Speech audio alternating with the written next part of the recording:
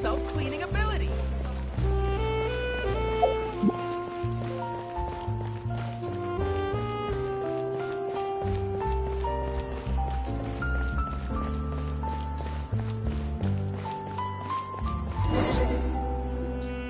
Hey, there's a newsstand over there! Wanna grab a copy of the Steambird?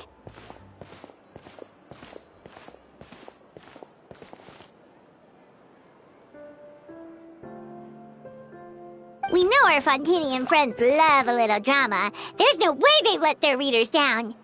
Isn't that Charlotte? And standing next to her, surely that can't be Kaniche? How about... Lost treasure resurfaces at last. Behold the beauty of the Remurian teacup.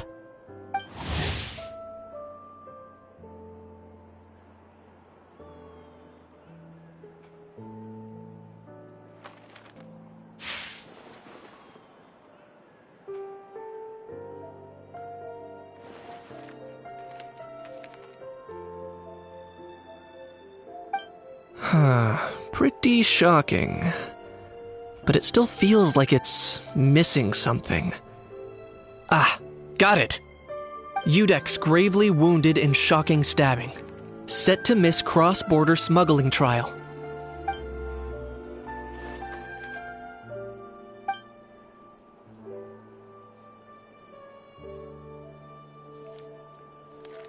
Huh? What? Did Paimon hear that right? Neuvillette was stabbed and gravely wounded? No, surely that can't be right. Can it?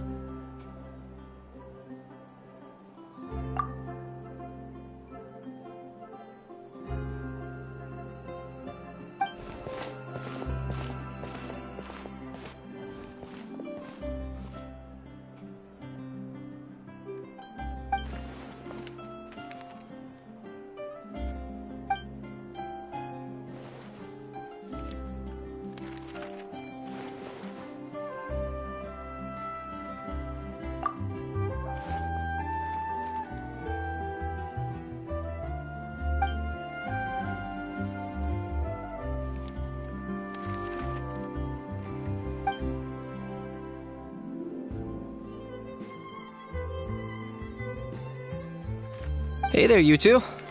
Fancy running into you here. Yeah, that, and also a less than pleasant shock. What the heck was all that about a Saurian meat restaurant and the Udex getting stabbed? Please say you weren't being serious.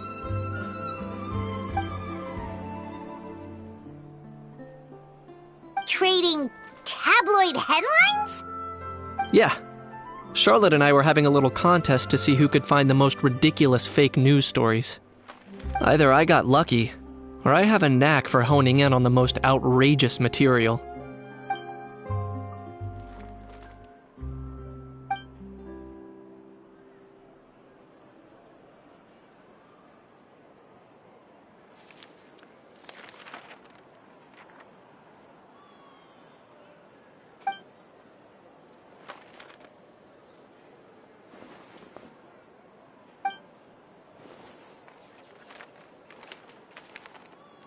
If I had to quantify it, I'd say about 1% of what they write is the truth. Huh? Him? Lenient? Ugh, you gotta be kidding! Ah! Don't get me wrong.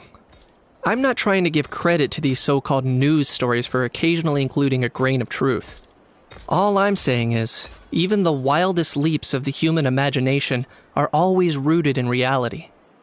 You mean all those fake headlines you mentioned actually do have some basis in fact?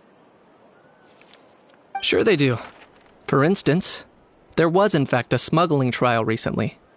Considering the amount of speculation surrounding the smuggled goods, it's no wonder there are rumors about restaurants serving saurian meat or teacups being unearthed from ancient ruins. But in reality, the goods in question were simply a few ancient relics dug up from ruins in Natlan. Rest assured, no saurians were harmed in the process.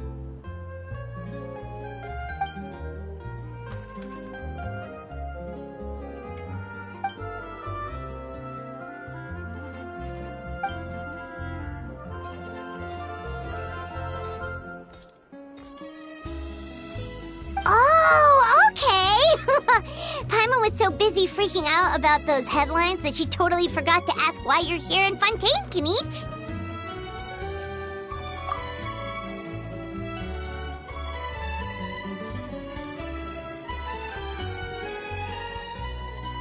It was a pretty open and shut case, and my testimony in court was clear enough. But I'm guessing, Mademoiselle Charlotte, that you're less interested in the case than you are in trying to uncover some news stories about Natlan.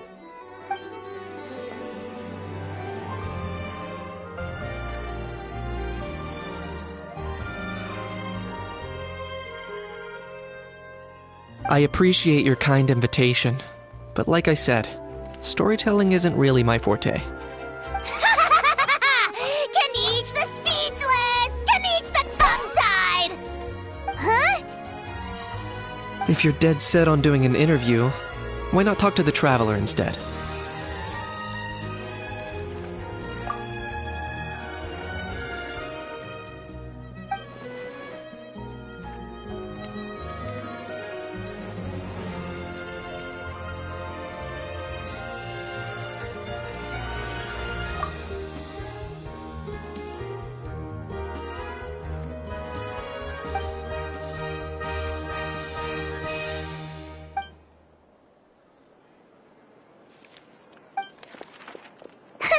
Charlotte never stops, does she? Anyway, Paimon just has to ask.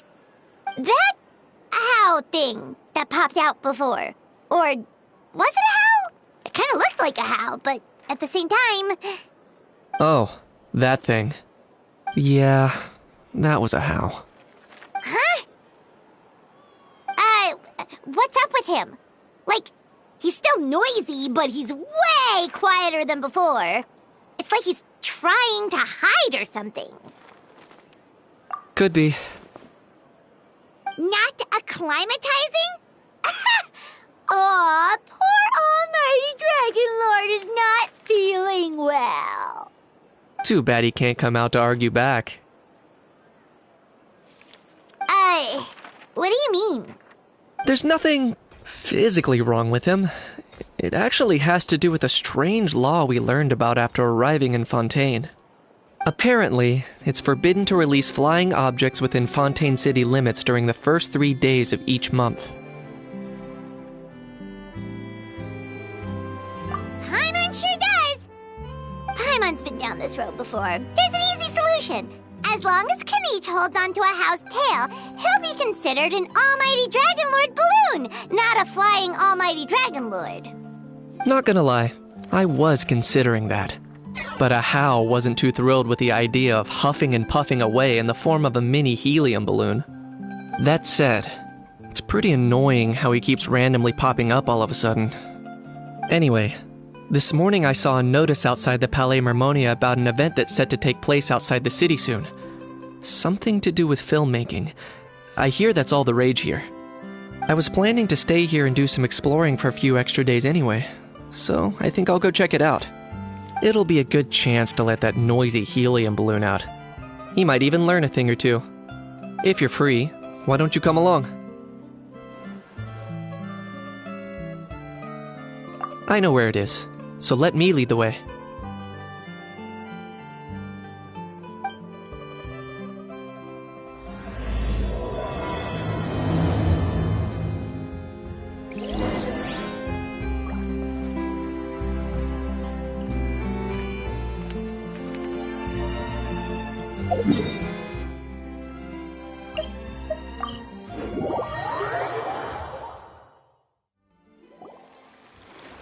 Looks like I remembered correctly. Here we are. Wow, this is awesome! Hard to believe it was just an empty beach before. Yeah, it was still completely deserted only a few days ago when I passed by on my way to testify at the Opera House. There must be some efficient workers in Fontaine. Quite impressive. A few days? One night was all it took. Rap-a-tap-tap, ta-da! But is this all it takes to blow people away? Oh, no, no, no. Given my past experience, I can't let myself get carried away. Well, I can't believe you actually remember me. It's me, Lepine Pauline. That's right, the unlucky one.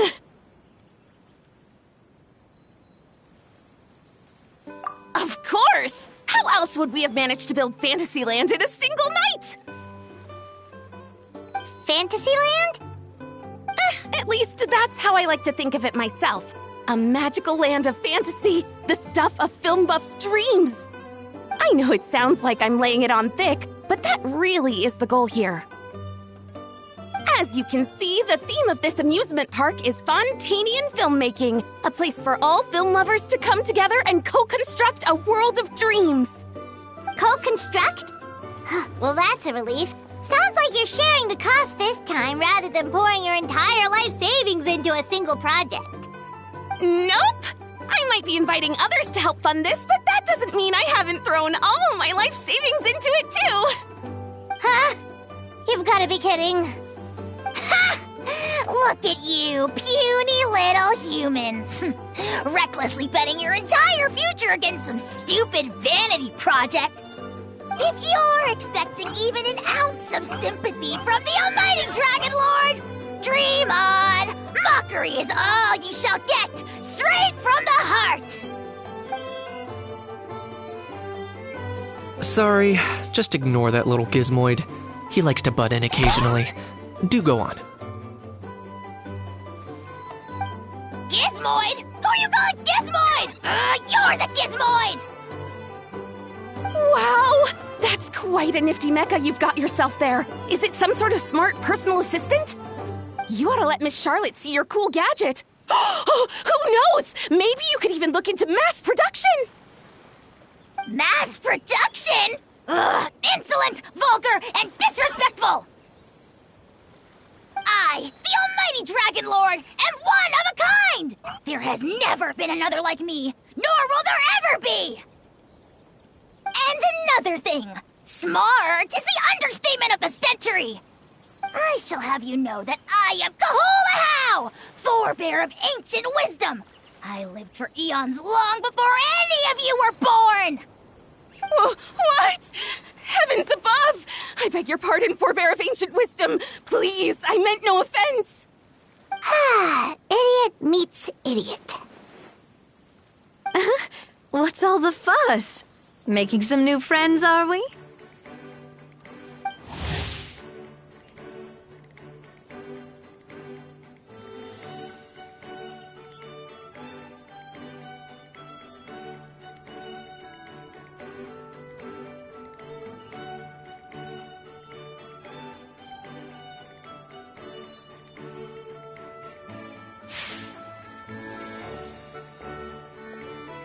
Miss Navia! Allow me to introduce the star behind all the work that's gone into this venue. Miss Navia, president of Fontaine Spina di Rosula. Hello, everyone. Partner, Paimon, how have you been lately? Hello there. I'm Kanich. What about me? What about me? My useless servant can't even give me a proper introduction. You think someone yelling their name out in the middle of a public street really needs an introduction? He's not wrong. I caught yours just now, in fact. So, you must be the almighty Dragon Lord, Mr. Ahau. It's a pleasure to meet you.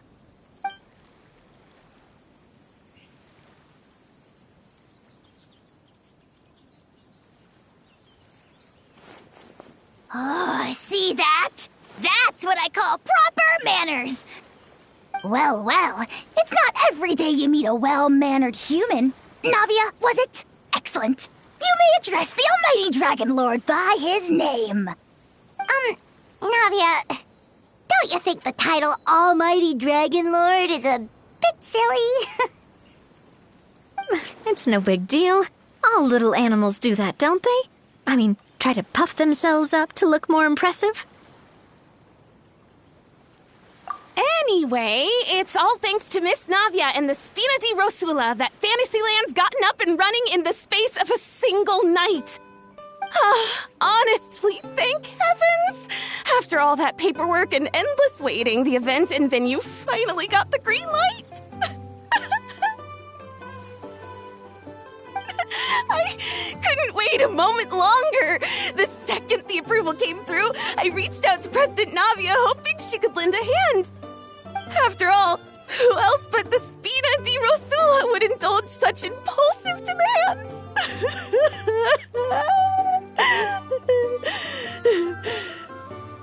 Sorry, traveler. Miss Lapine Pauline sometimes gets a bit overwhelmed by her own excitement, as you can see. I'm guessing she hasn't gone into much detail about the event yet, so let me fill you in. In short, the Cheval Moran Film Fantasyland is a fan convention that's open to film enthusiasts from all over Teyvat. Miss Lapine Pauline is hosting this event and also providing technical support. Huh? Cheval Moran? That's right, the one and only Surintendant Cheval Moran! After much persistence and many solicitations, I finally obtained Lady Farina's permission to use the image of her close friend. Not only is our adorable mascot drawing in fans by the minute, but she's also boosting her own popularity. And that was always the goal, a win-win arrangement. It's been a while since we last met, but still, it's a surprise to hear Lapine Pauline coming out with such sensible ideas. By the way, Miss Lapine Pauline, have you decided to switch careers and go into film tech? Not exactly. By chance, one of the prototype lenses I developed caught a photographer's eye, and it's now being used for the latest cinematic productions. Thanks to this unexpected opportunity, I've had the chance to invent various film-related equipment and props. That's right. So don't underestimate Miss Lapine Pauline, our resident engineer. She's the technical powerhouse at the core of this entire event. As for the Spina di Rosula, we're mainly here to take care of planning, operations, and management. For anyone feeling inspired to set up a booth, Miss Lapine Pauline and I will provide the necessary technical and operational support once their application has been approved. By the way, traveler, are you at all interested in taking part? It would be a chance for you to earn some extra income. Plus, with your skills, I'm sure you could bring something special to the table. Paimon would be even more tempted if you were to, say, throw in one of those fancy feasts she's seen in those gourmet food reels. Well, as it happens, that'll be a piece of cake. Everyone needs to eat, whether they be tourists or the stall owners themselves. So thanks to Miss Navia's help, we've managed to invite none other than the celebrity chef Miss Escoffier to run our theme restaurant. Look over there!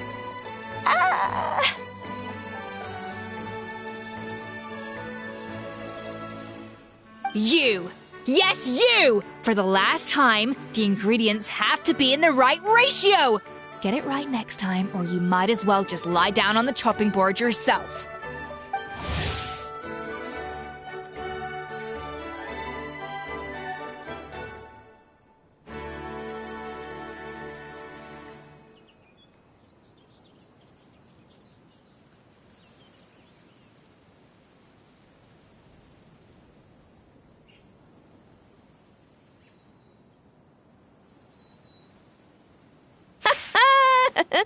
She seems a bit busy right now. Well, I'm sold. I think I'll make a How go be her assistant. You little... What's your game here? Demoiselle, sorry to bother you, but there's an issue over here that requires your personal attention. Apologies. Looks like it's back to work with me. Please feel free to take a gander at what we've got.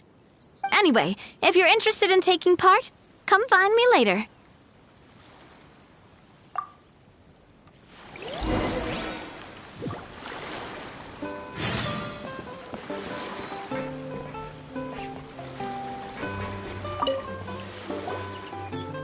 Greetings.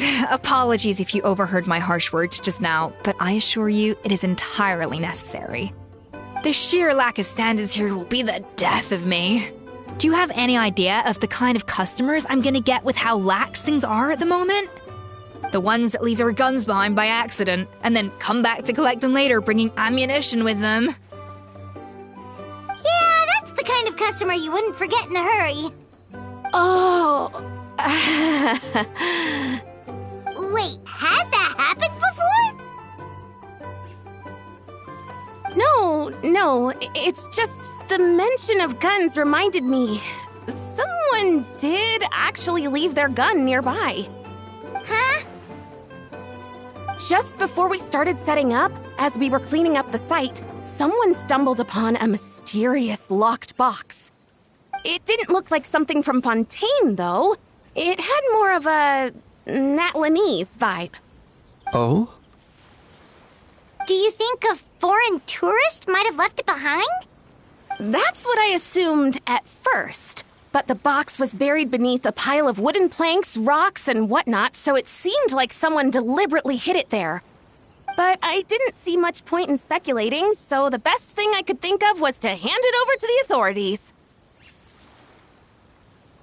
I trekked all the way over to the Palais Mermonia just to hand it in. Ugh, it was exhausting. What did the authorities make of it? Oh, they made a mountain out of a molehill, as usual. Before even addressing the question of what was actually inside the box, they had several heated discussions about whose responsibility it was to write the lost and found notice. Thankfully, the ever-reliable Officer Sedine stepped up and immediately called in the Marechaussee Phantom to crack the lock and check if there were any dangerous items inside. And, as it turned out, there was a gun. Wow, that's a dangerous item, all right. Mind if I ask what kind of gun it was? Oh yeah, Mr. Kanich, you're from Natlan, aren't you? Do you know a lot about guns? You could say it comes with the job. I have an interest in weaponry and the like. Ugh, such a spoiled brat. What, are the toys I gave you not good enough for you anymore? Yep, got sick of those long ago. You little... How dare you turn your nose up at my gifts? Why, I... Time for a timeout, old-timer. Sorry, where were we? Oh yeah, do you recall what the gun looked like? It's a bit hard to describe. If you asked me, it didn't even really look like a gun.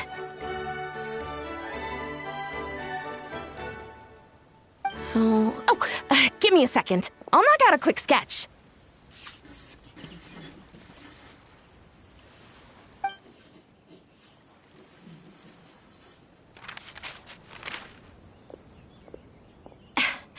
Something like this.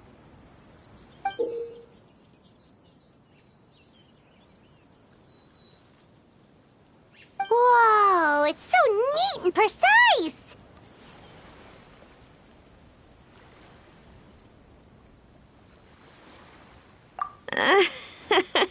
It's nothing.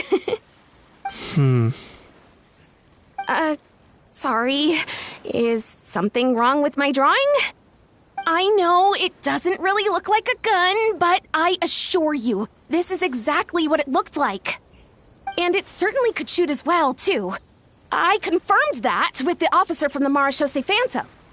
No, quite the opposite. The features are very accurate, and it is definitely from Natlan. Please, don't mind me. I'm just taking a moment to admire it.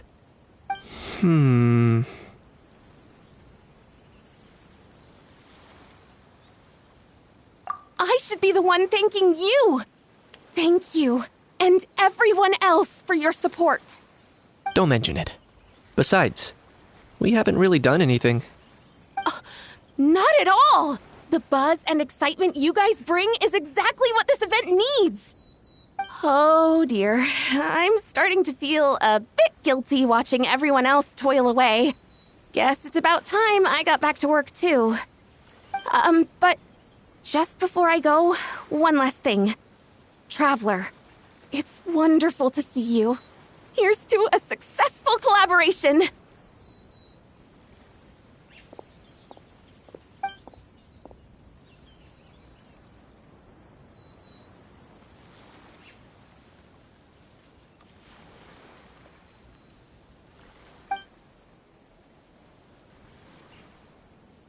I'm sure you noticed that there was something unusual about that gun.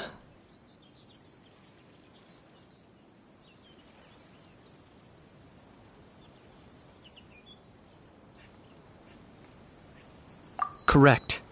It's most likely an old weapon dug up from some ancient dragon ruins. Based on my experience, it might be more accurate to refer to it as a hand cannon. But in Fontaine terms, it's not wrong to call it a gun. Given why I came here, don't you think it's curious that an ancient dragon relic of unknown origin would turn up like this, out of the blue? I suspect this gun might have something to do with that smuggling case. It might have slipped through the cracks. Time is of the essence, so I'd like to head over to the Palais Mermonia to verify my suspicions. Perfect. Then we can head out right away. Or, if you want to catch up with your friends first, I can wait.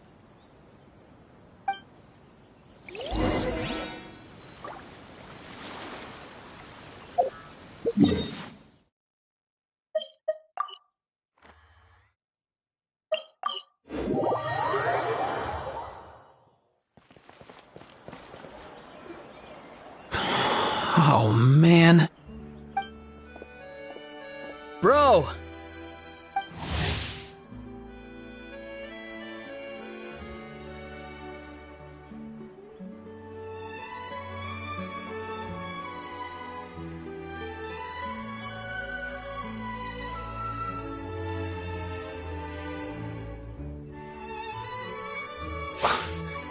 Are you mimicking me?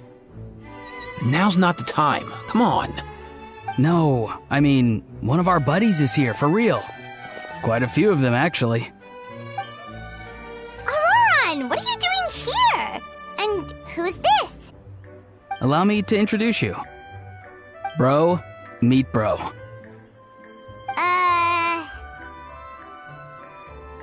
A bro who heals other bros. Ah, that bro. Nice to meet you, bro. You guys. Please, if Paimon hears the word bro one more time. Oh, I'm so sorry, Paimon. I had no idea you were allergic to bro talk. Quick, Aoife. Paimon needs medical intervention. Seriously, bro? I mean, dude, sometimes I honestly can't tell if you're being serious or just messing around.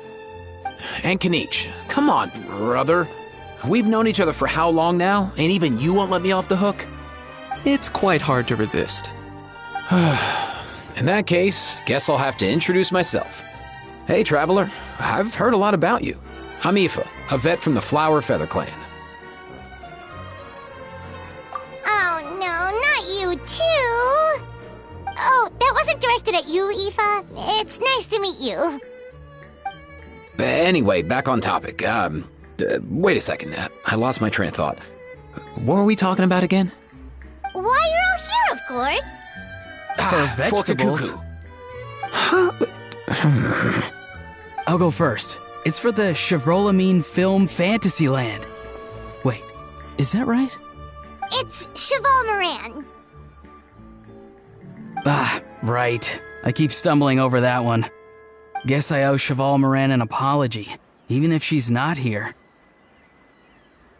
Anyway, long story short, the festival restaurant urgently needed fresh vegetables from Natlan, which is why Aoife and I are here. So, you guys are vegetable couriers? He is. I'm just here as a responsible adult. It's his first time traveling so far away from home, and all the elders in his tribe were worried. So they had me come along.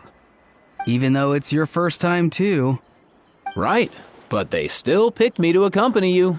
You gotta wonder why that might be. Don't you get it? They all just saw how overworked you were, so they used it as an excuse to send you off on a vacation.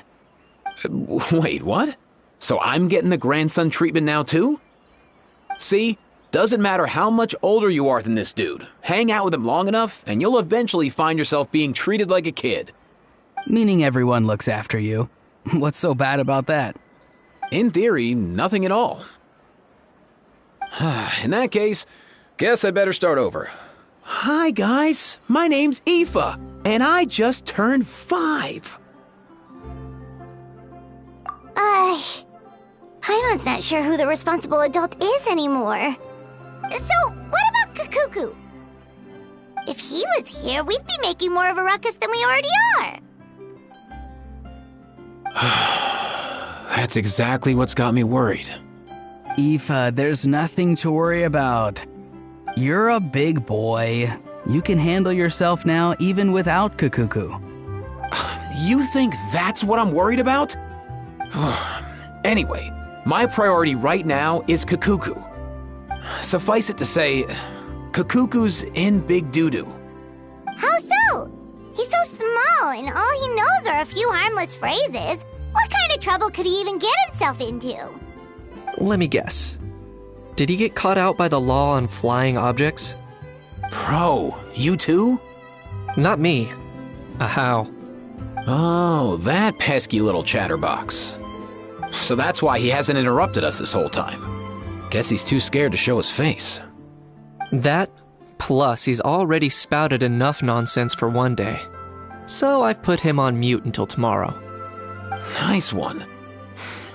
If I was even half as decisive as you are, I would have kept a closer hold on Kakuku so he didn't get a chance to go flying off.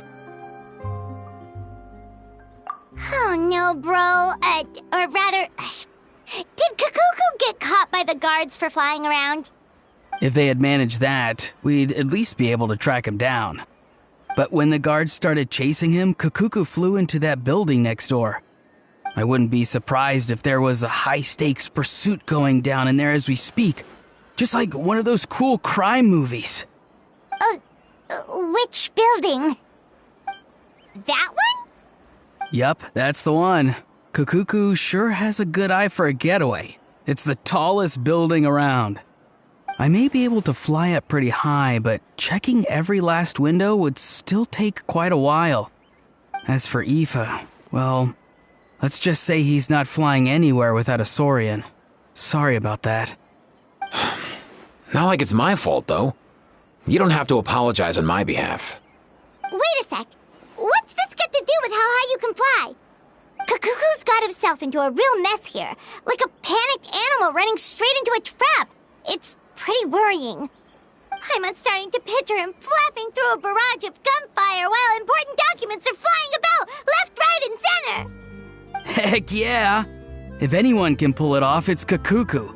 He's always been such an awesome Saurus. I believe in him.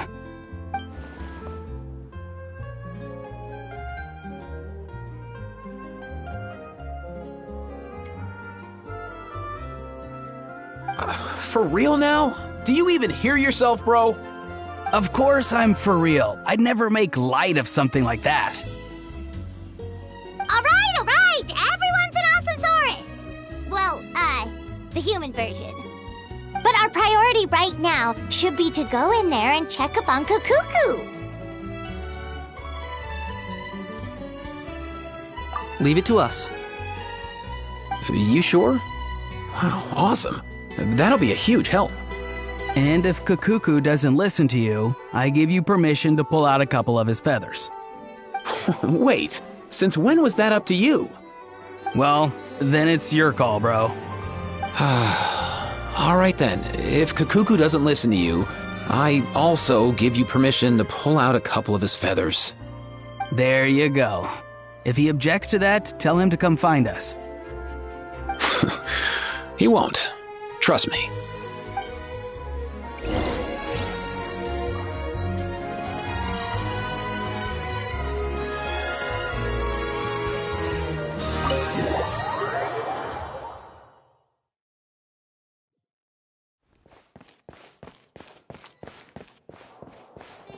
Nothing new there. The first... What's all that commotion?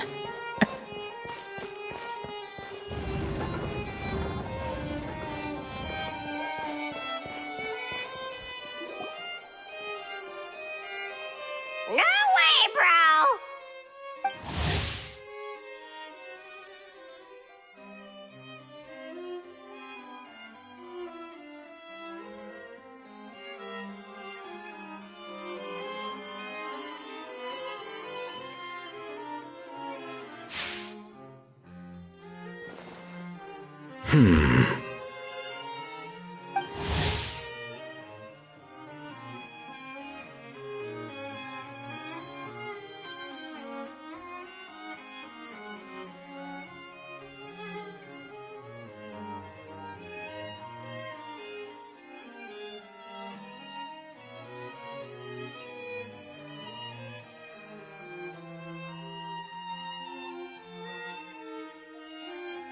Did he say he came from Natlan?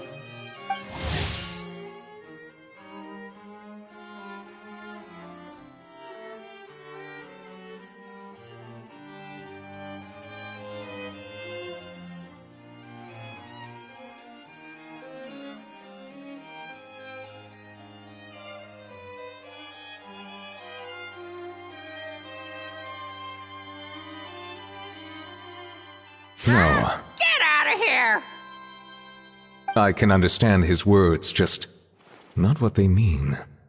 Oh no.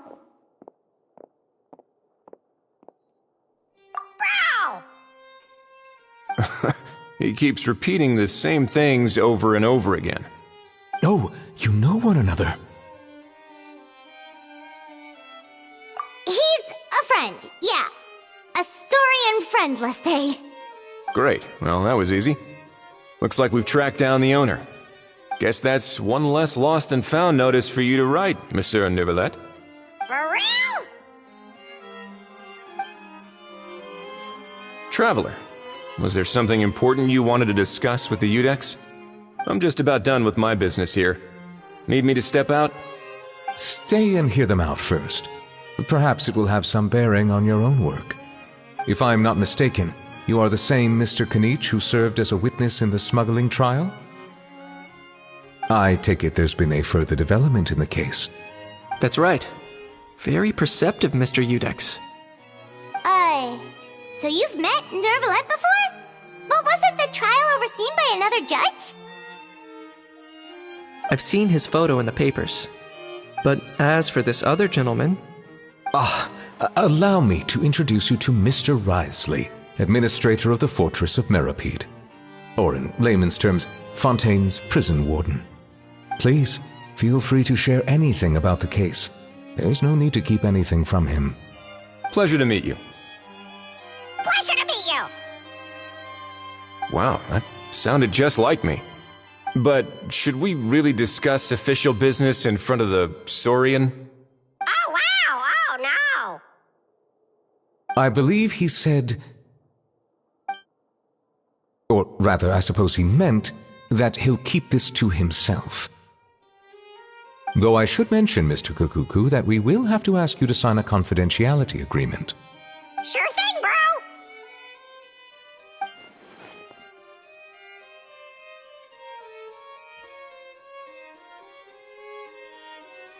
Let us return to the matter at hand. Mr. Kanich, was there something else you wanted to discuss relating to the case? Yes. Let me fill you in.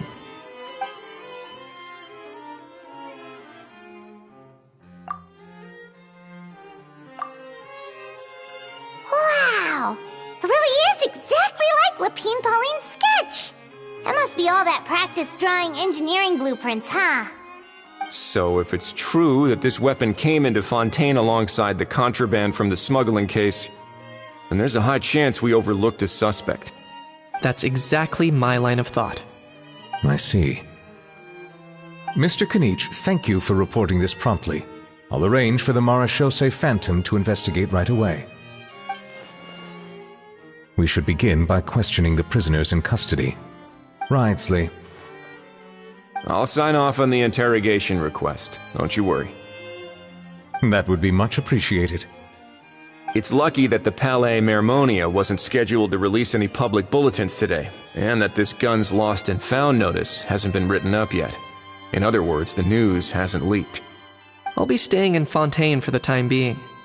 If there's any progress in the investigation or you need my help, feel free to reach out anytime. Yep, we were just about to go help out with Lapine Pauline's convention. If there's any news, we'll keep you all posted. Marvelous. Thank you all. Well then, all that's left is to...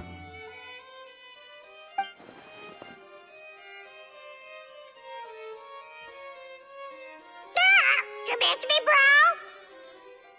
He really does come out with the most unexpected things. Who did he learn it all from? Huh. Well, it's pretty extraordinary. Anyway, according to due process, we must first determine whether Mr. Kakuku qualifies as a flying object.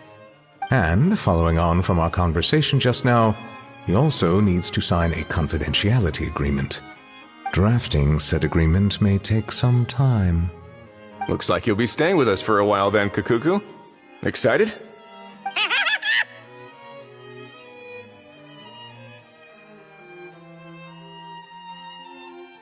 That would save us a lot of trouble. Many thanks.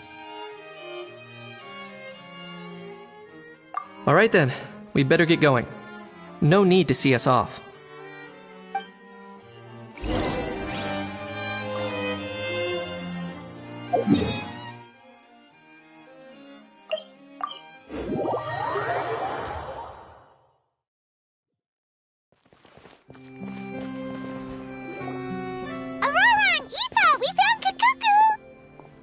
What's the situation? How bad is it? Oh no. When I saw that Kakuku wasn't with you, I'd already prepared myself for the worst. Relax, Aoife. Maybe Kakuku just prefers high-rise living now. Sometimes you just have to let the kids grow up and make their own choices in life. For real now? Do you even hear yourself, bro? It's not that bad. Kakuku's fine. Still very much alive and kicking for starters. He hasn't been arrested either, so no jail time.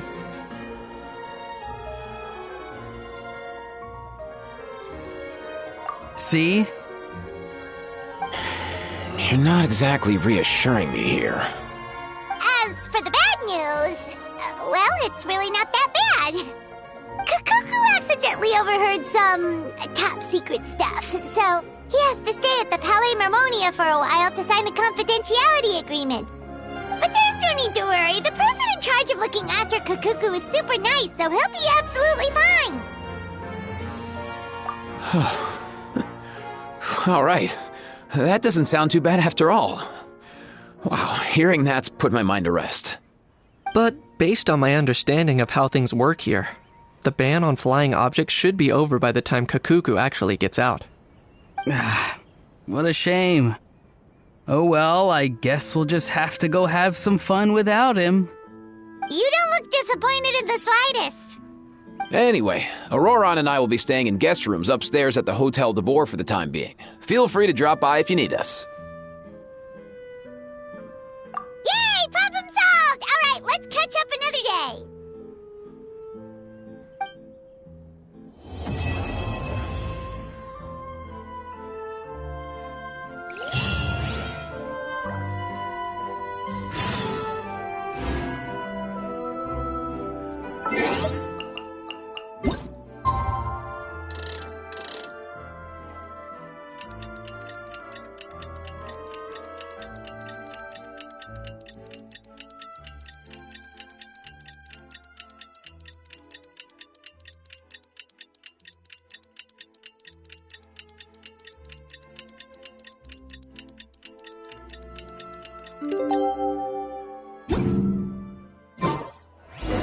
It's been a few days. Ban on flying objects should be over by now.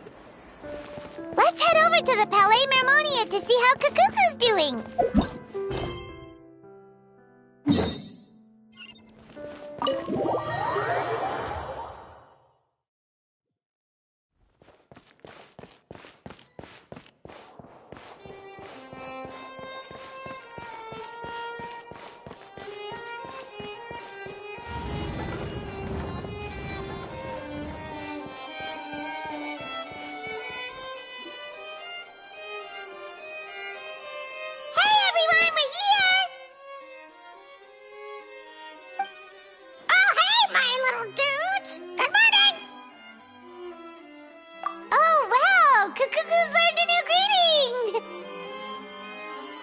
Is that good news or bad news, though?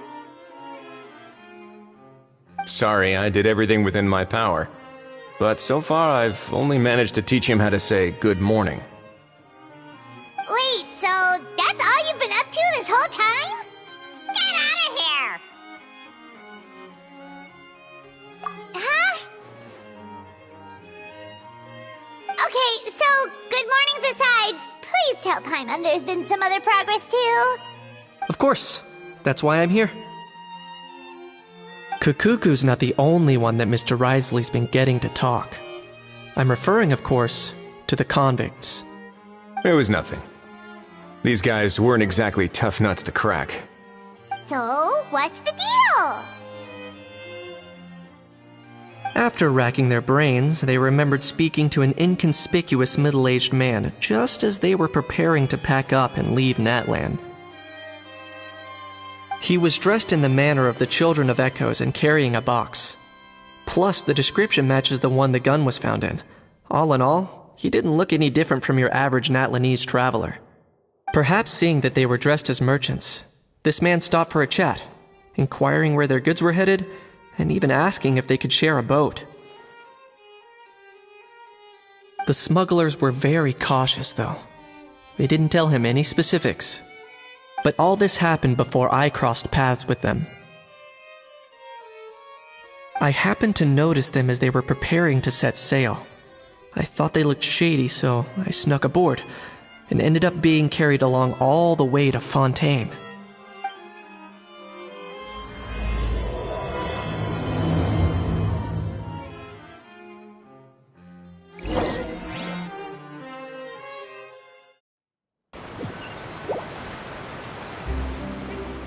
Boss, do we know if those Fontainians will even like this stuff? What if we can't shift it? And that's why we call you a rookie. It's all supply and demand, kid. Supply and demand. Natlan's foreign trade is just starting to lift off. There'll be a market for it, you'll see. That's right. So stop giving the boss trouble, rookie. Just do your job and keep an eye on the goods. Are they merchants? Have they come to Fontaine to do business? Scarred face. Calloused hands. On closer inspection, the fabric looks worn at the knees and elbows, and his fingernails are dirty. Not exactly your typical merchant. Could he have previously been a warrior? Or even an adventurer? Something feels off. I'd better sneak up and get a closer look.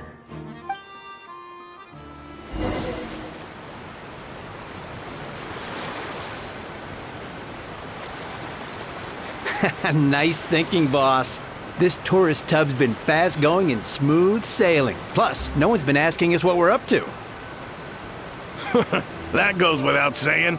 Big cargo ship would have been too slow, whereas the smaller ones would have been faster but way too bumpy. If we ended up damaging the goods by accident, all these months spent grafting away would have gone up in smoke.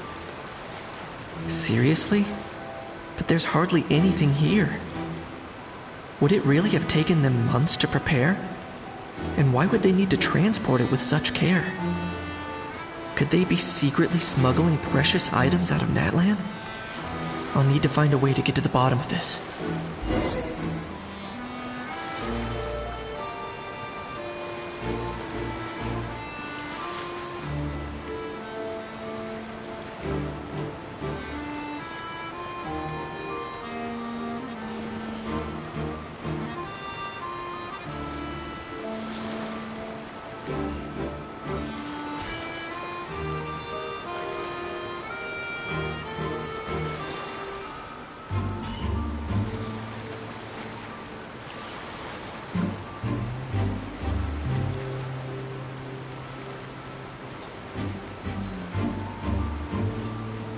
Let's go hear what these criminals have to say for themselves.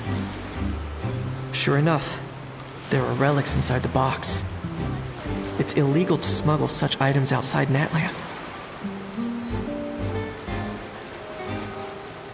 Hey, why the long face? You're abroad on business, and you get to do some sightseeing while you're at it. Sounds like a pretty sweet deal to me. You better cheer up if you know what's good for you. I guess you're right. I was just worried I might have messed up with the packing, or that something's gonna go wrong along the way. Oh, pull yourself together. Tons of foreign tourists come traveling to Fontaine. I bet their luggage is full of all kinds of weird stuff. If someone insists on checking it all, just show them the purchase order we had drawn up. Those Fontainians can't get enough of their legalese, so I've heard. They can look all they want. Aha. So their aim is to smuggle in contraband after all. Looks like I've gathered enough intel about the smugglers and their contraband. Time to inform port security.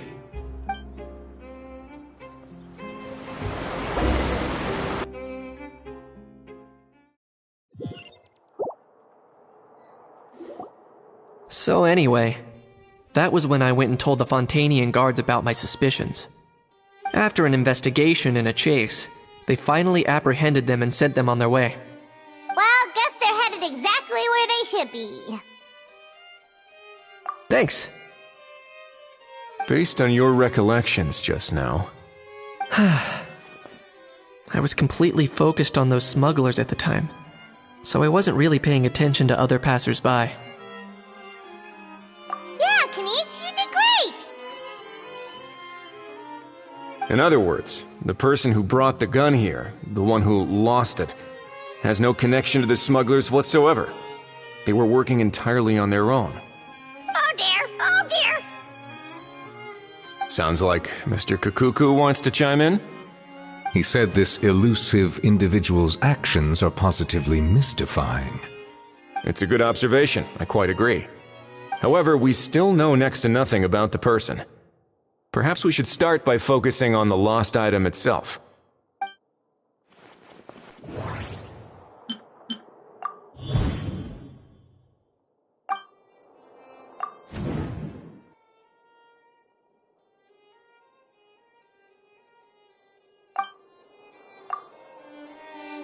It certainly seems like it was the bait in some kind of trap. The only question is, why wasn't the bait made more conspicuous? Has something sprung to mind? I just remembered a film I watched this one time. Huh? Oh wow, no way, bro! Hold on, let me explain. Just now, the traveler speculated that this box might have been placed there on purpose, as if the intention was for someone to come pick it up. That got me thinking about those films about kidnapping cases. When they demand their ransom, the kidnappers tell the victim's family to leave money or valuables at a designated spot for someone to come pick up. That doesn't merely happen in films. There have been similar cases in real life.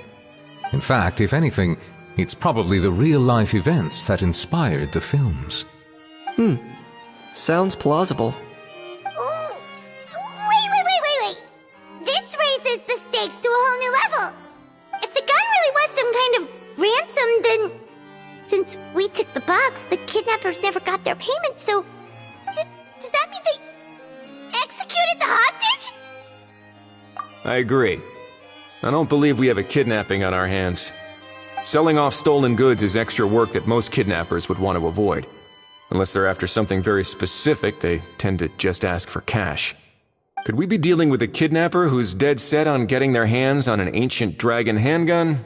It's not impossible, but the likelihood is very slim. We can discount that possibility for now. And speaking of selling stolen goods, don't you think this looks more like a transaction?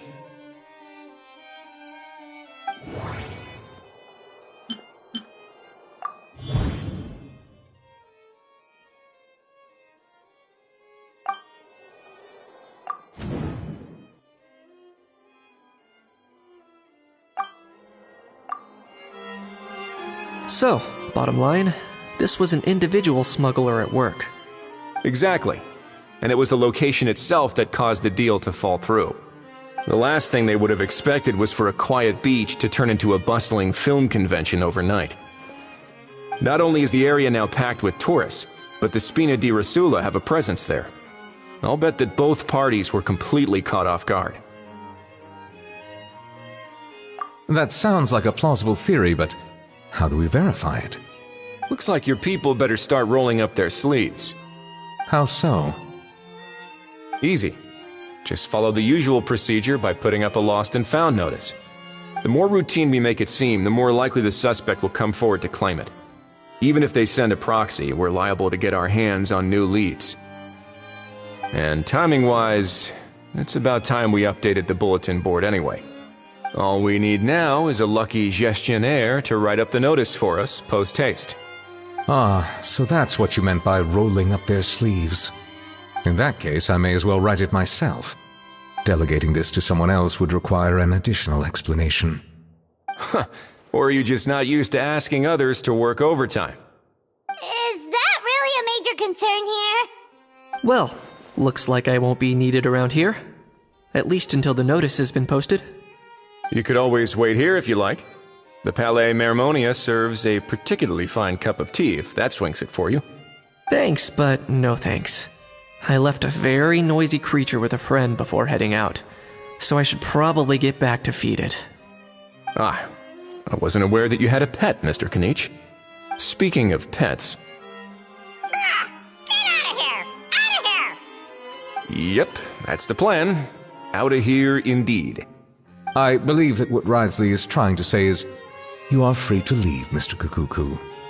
Furthermore, it has been determined that Mr. Kukuku should not, in fact, be classified as a flying object. As such, he shall be free to move around Fontaine whenever he so pleases. You're the best, bro! Oh, that really is good news! Travelers, should we bring Kukuku back to Aoife and Auroron? I shall leave him in your capable hands. Indeed.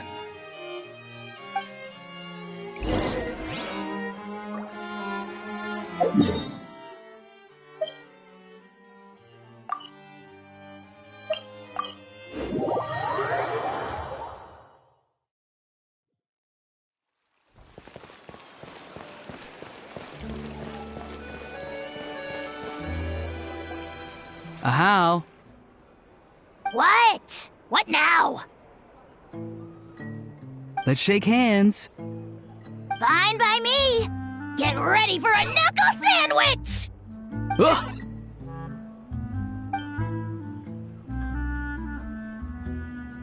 Oh, nice dodge.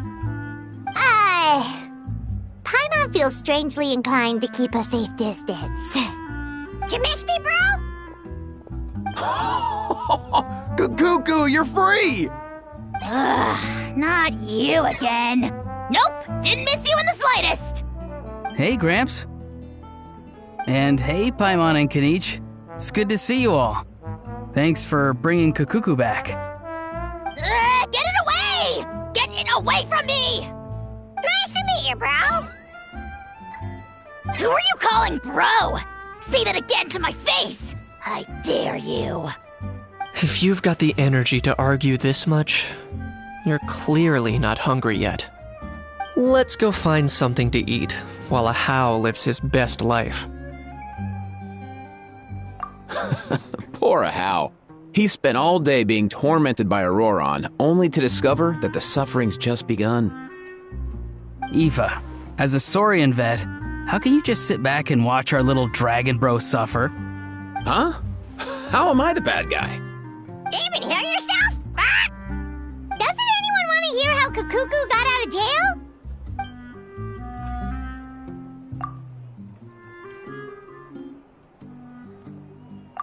Don't lose hope, How. By the same standard, you have freedom of movement now, too. You're still in the game?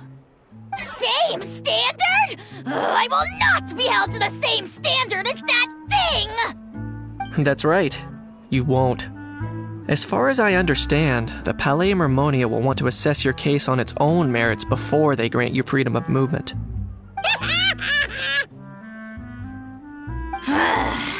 Where's that Saurian meat restaurant again? I'm gonna march that little pink balloon right into the kitchen! Yeah, good luck with that, bro. You'll be putting your own neck on the line, too. Also, there's no such restaurant. Anyway, thanks for looking after a How, guys. I'll take over from here. Why, you? Between the two too. Kukuku wins the cuteness competition hands down. Ah, really? Thanks! Wait, who are the other contestants, though?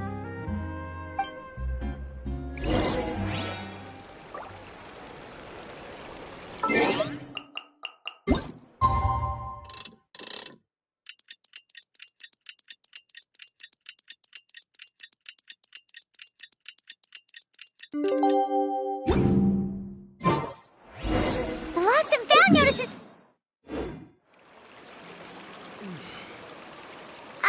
Maybe we should go hang around the Palais Mermonia to see if anyone shows up to claim it.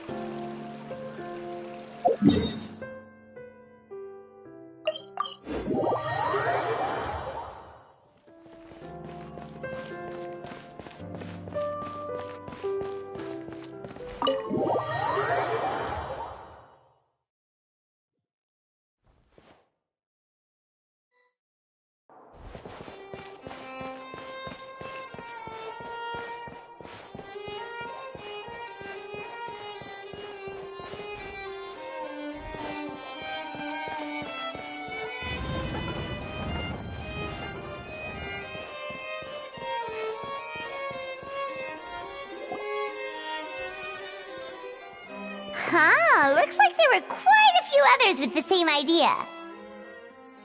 Ah, hello, you two. Have there been any developments? Okay, guess not. Well, the notice was only just posted. Guess it's pretty unlikely that someone would show up right at... Special Patrol, open up! Ah! Who's there? What's going on? The Special Patrol? I don't think that's who this is. Hey, this isn't the time for silly jokes! Let's go check it out.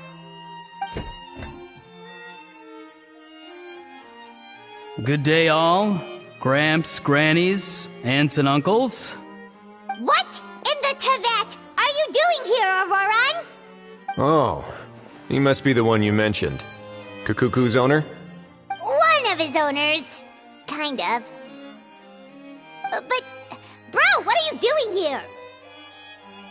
I'm here to claim a lost item. Is this the person you saw on the boat, Mr. Kinich? Somehow I highly doubt that. For starters, he just addressed us as Gramps and Grannies. And unless this is the youngest looking middle-aged man in the world, I don't think he's our guy. Huh. Was there something wrong with my door-knocking etiquette? That's how they do it in all the films. That's not door-knocking etiquette. That's the Special Security and Surveillance Patrol doing their job! Completely different things! Oh, I see. I figured it was just a polite way of requesting entry, to show the people inside you had something important to discuss. Oh, sorry about that. I totally goofed that one up. Give me a moment. I'll go back out and try again. So, Auroran, you said you were here to claim a lost item. What did you lose? Yeah, so basically...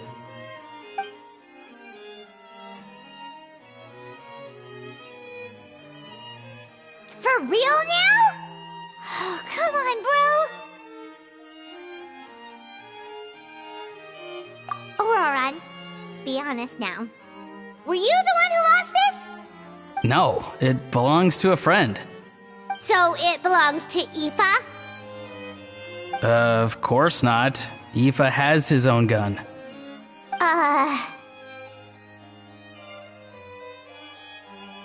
All right then.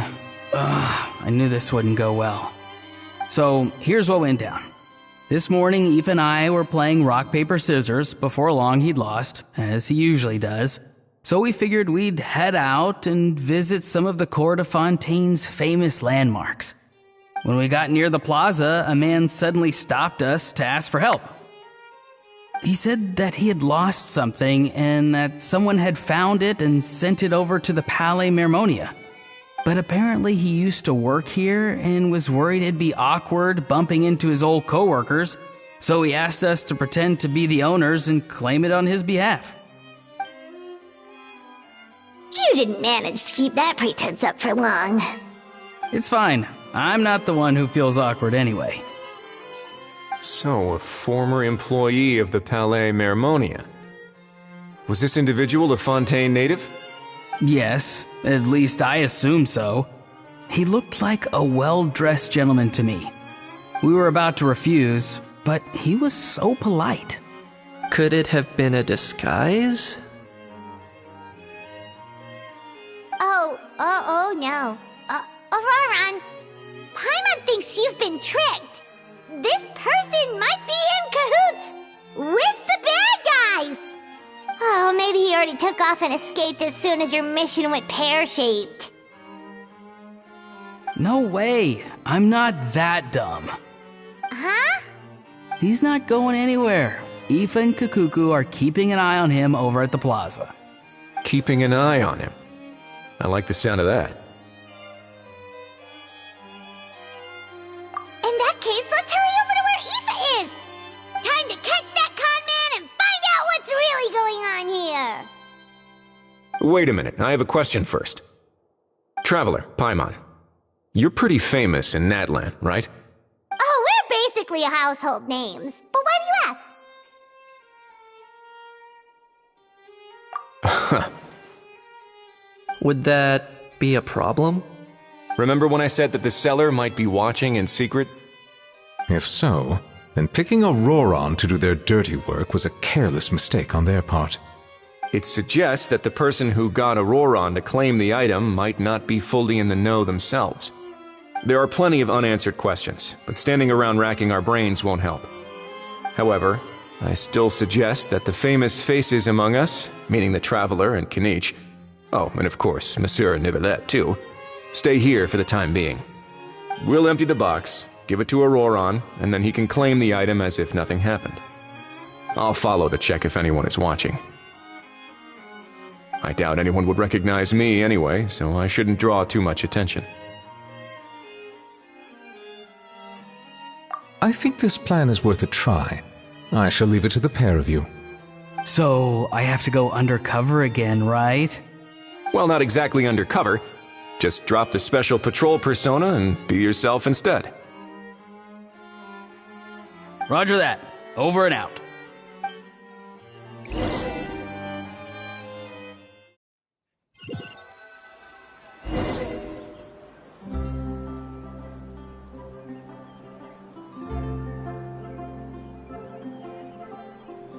No sign of any suspicious individuals around here.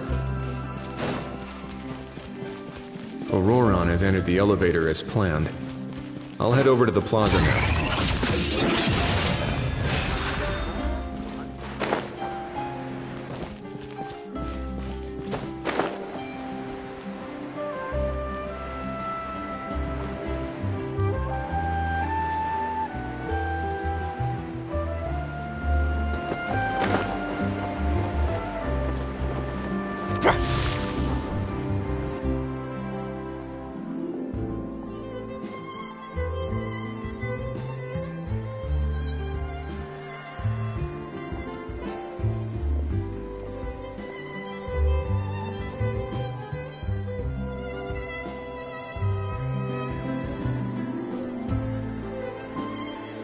Nothing suspicious going on here, either. Strange. Maybe we're overthinking this? Oh dear! Oh dear! Stop with the pecking! Stop with the pecking! Please, sir, I'm begging you, do me a favor and get this pet of yours under control! The heck are you on about? Sorry, but he's not my pet. He's my coworker. And I should warn you, he's not too happy with how you're talking about him. What the? This thing has a job? So in Natlan, they just dish out jobs to any old thing. Uh-oh. Kukuku's not too big on being called a thing either. You're on your own now. I'm sorry. Please, Mr. Kukuku. Master Kukuku. Lord Kukuku. I meant no offense, I promise. All right, Kukuku. That'll do for now. Let me ask him some questions first. Sure thing, bro.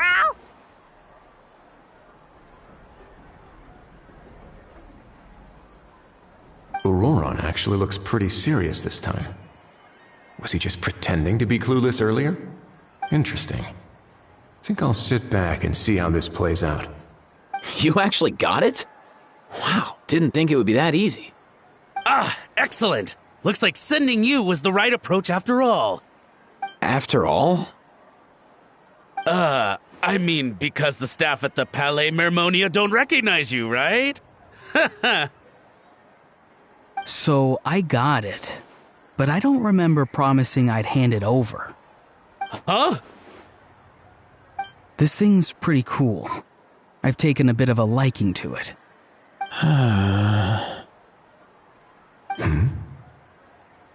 Please don't do this, my good sir, my master, my lord. My very life hangs in the balance. His life hangs in the balance? If this means so much to you, what are you gonna offer me in return? Are you trying to get him to say my life? How'd you know that? Because I watched that film with you. You should drop the act. We don't want a real misunderstanding in our hands. You're probably right. But honestly, I don't know what else to say. Sorry, this is the most myself I can be. Is that enough? Enough. More than enough. Who's this dude? Just think of me as a staff member from the Palais Mermonia. Now, if you don't mind, I have some questions for this gentleman about that life or death treasure you were just discussing. Truthful answers appreciated, of course. Oh no, I'm toast now. What's that supposed to mean? You don't think the Palais Mermonia has the ability to protect our citizens? No, I mean, yes, of course they do. Please ask away. I could do that. But I'd rather you just tell the whole story, from the beginning. I suppose I only have myself to blame. Such a rare antique, I couldn't resist. I'm a collector of antiques. Nothing excites me more than rare, old relics, and to be completely honest, if someone's selling, I'm buying. I don't care to ask where they sourced their goods. As for the seller of this particular item, well, I've never met him in person. We've had some prior dealings, but always under the cover of coded ads in some shady tabloids. Lost and found notices, missing person ads, that sort of thing. As long as I took care to hide a time and place somewhere within the text, then slipped some mora into the envelope before submitting the ad, it would get published. And that was that. No fuss, no trace. Simple, right? Normally, everything goes off without a hitch. But this time, I arrive at the pickup spot expecting a discreet in and out, and instead, I find a whole construction crew at work. That was not what we'd agreed, but I couldn't just let it go, so I reached out to him again the same way as usual. He replied, and do you know what he said? He told me that the item's now in the Palais Mermonia. Well, he wasn't lying about that. He insisted that it would be inconvenient for him to make an appearance himself, but said that if I could somehow find a way to retrieve it from the Palais, he'd give me a discount on the price. Of course it wasn't the discount that swung it. Do I look like I'm strapped for cash? Feeling smug now, are we? Feeling smug now, are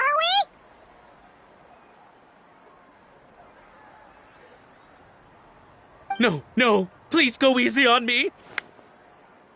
Go on.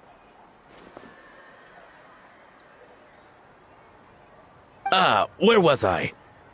Well, anyway, I thought to myself, seeing as the item itself came from Natlan, it would make more sense if I could find someone from there to go retrieve it.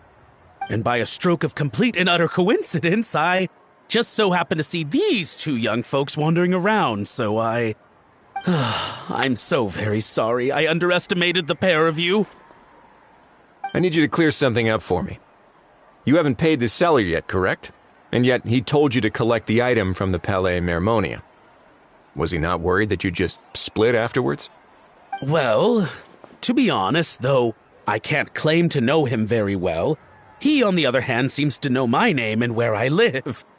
Besides, this is a guy who managed to get his hands on an ancient Natlanese weapon. That's probably not the kind of person I want to double-cross. Fair. That makes sense. So, Mr. Please, just call me Argento. All right, Mr. Argento. Listen very carefully to what I'm about to say. It will determine how much of the rest of your life you'll be spending beneath the waves. What does he mean? Is he gonna drown him just like they do in those gangster films? Oh, I get it. He's talking about that place at the bottom of the Fontanian Sea. Shh, can it? Owing to your suspected involvement in the illicit trade of Natlanese relics, you're now one of the suspects in an international smuggling case. A trip to the Opera Epiclese seems unavoidable at this stage, but on the bright side, you still have one chance to make things right. Okay. Do I really? Please tell me what to do. It's very simple. Just reach out to your seller in the same way as usual, arrange to meet, bring the money, and make the deal. Just be sure to let me know all the details. I'm talking time, place, the whole lot. If we can catch the other party by doing this, you'll have gone some way toward redeeming yourself. Understand? Oh, I see. I understand. You shall have my full and unadulterated cooperation. Good. Don't break the law, and don't even think about making a run for it. The Palais Mermonia will be watching you and ensuring your safety. All right, take the box, but leave your ID and other documents behind. You can go now. As for you two, protocol dictates that I should take you both back to the Palais and have you sign a confidentiality agreement. But that would take a lot of time and effort. Such a hassle, bro! See, Mr. Kakuku knows exactly where I'm coming from. So, I was thinking, since you're all friends of the Traveler... I understand, sir. We got dragged into this by accident, and it has diddly squat to do with us. And out of respect for the Traveler, we won't say another word. Oh, I know this part. We better keep our mouths shut or we'll both be sleeping with the fishes in the tailor-made pair of cement shoes. In that case, I understand completely. Not exactly what I was going for, but if that's how you want to understand it, then be my guest. Then it's settled. Thanks for your help.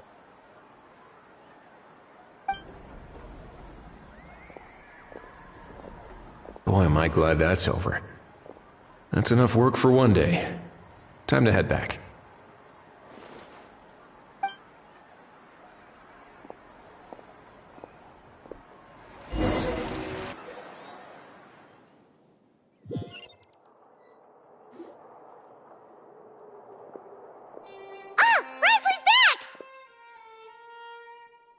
Judging by your expression, it must be good news, huh? It went smoothly, on the whole.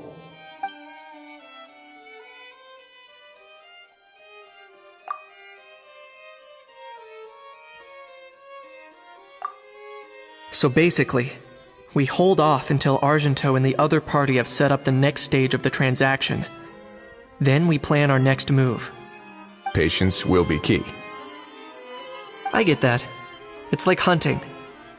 I'm just not sure the other party will take the bait so easily.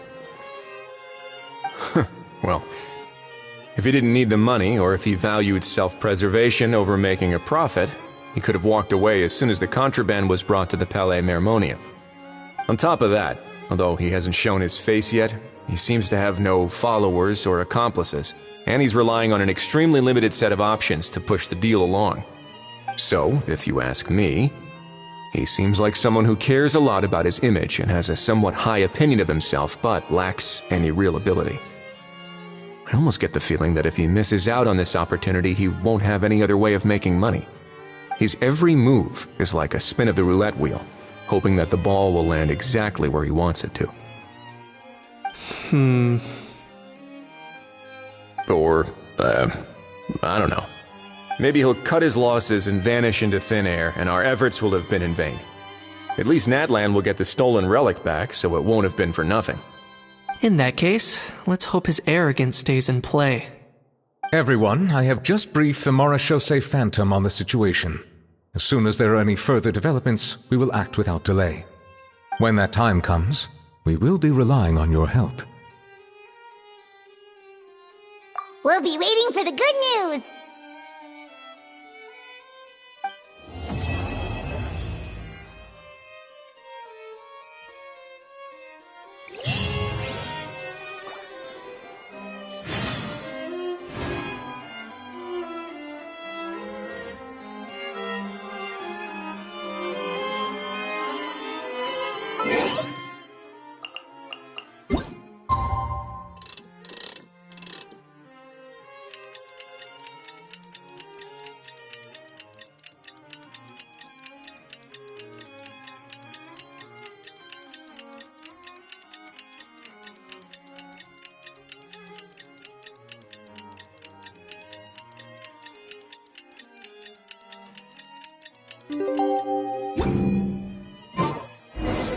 Novelette sent someone to contact us this morning! That must mean there's been some progress! No time to waste! Let's head out!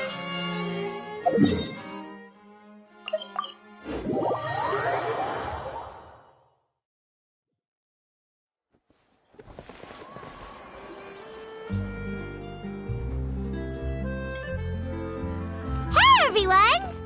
We're not late, are we? No, you're just in time. Well rested, I trust? A great way to stay energetic, certainly.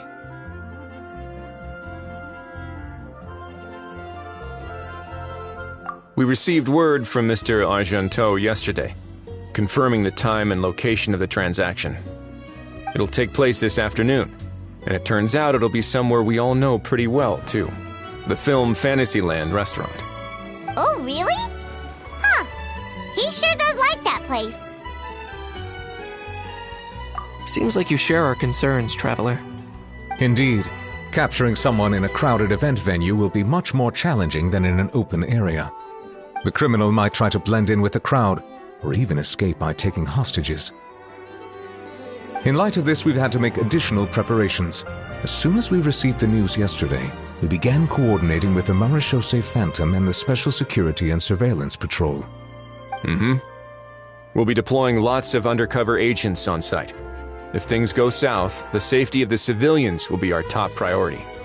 Of course, fingers crossed, everything will go without a hitch.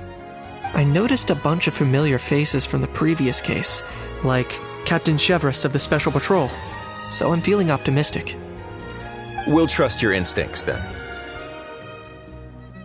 Oh, yeah, and by the way, we've also been in communication with Miss Lapine Pauline and Miss Navia. The Spina di Rosula will provide support within a controlled scope, so there's no need to worry. The only potential issue is with Miss Escoffier.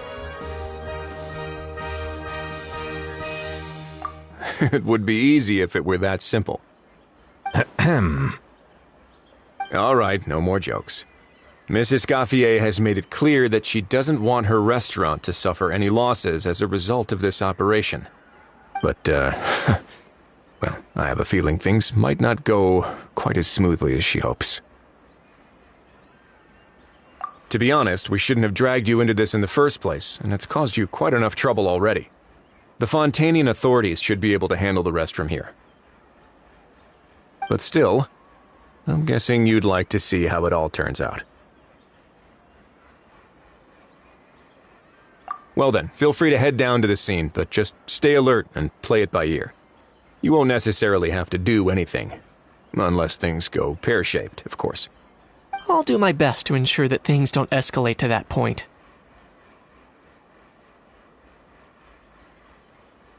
Of course. There are still a lot of unanswered questions, but our intel so far indicates that the culprit's from Natlan. Plus, I'm already a witness in this case.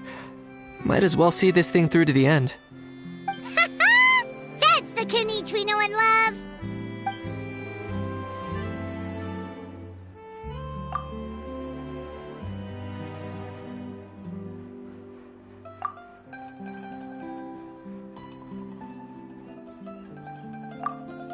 Well, that's enough of the small talk. The operation's scheduled for the afternoon. If we're quick enough, we'll even have time for a few cups of tea before we leave. Oh, and let's grab something to eat too! Can't work on an empty stomach, you know. And rooting for you!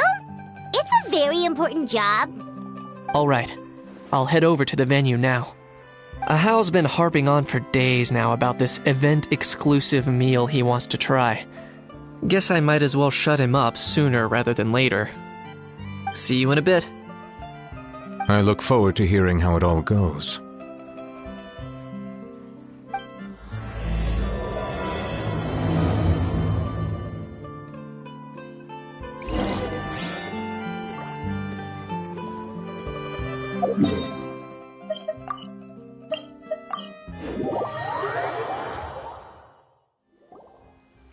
This beach seems to be getting livelier by the day.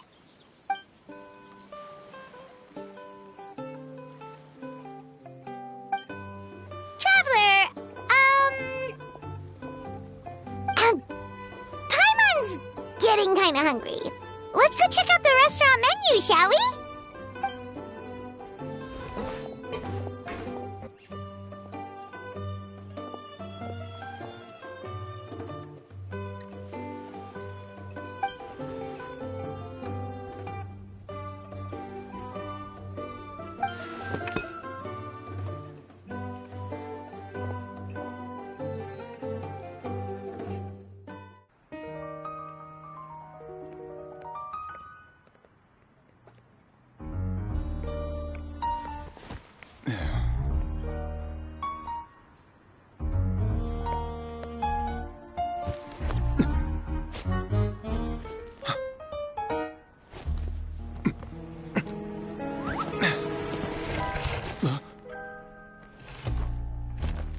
Your friend thought you might be thirsty.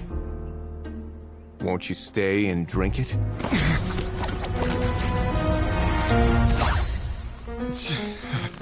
I tend to steer clear of drinks left out in the open.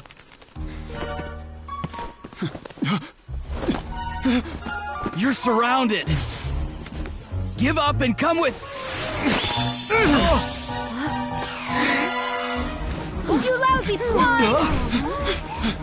Stop right there! Oh look! A surprise performance! Wow! How lucky we are! Quick, take a photo! After him!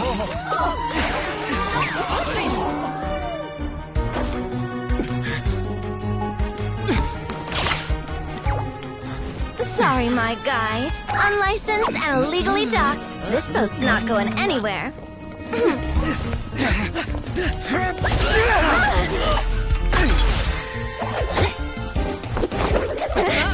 Quick! Don't let him get away! Be careful! Amazing! Lowly worm! No one flies higher than the almighty Dragon Lord! Who's stealing my fun? Ah, you again! You're driving me crazy! Oh, wow, Bravo!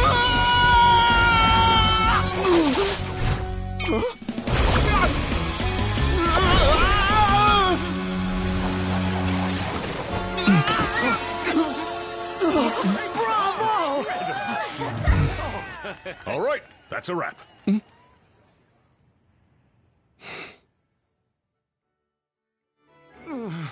Unbelievable! You can't just drag someone around like that! Such blatant disregard for human life! I'm gonna sue the living daylights out of you! Will you now? I think I did you a favor by pulling you away from your audience. Saved you some face at the very least. As for whether you were facing up or down along the way, well, that was your decision, wasn't it? What, you...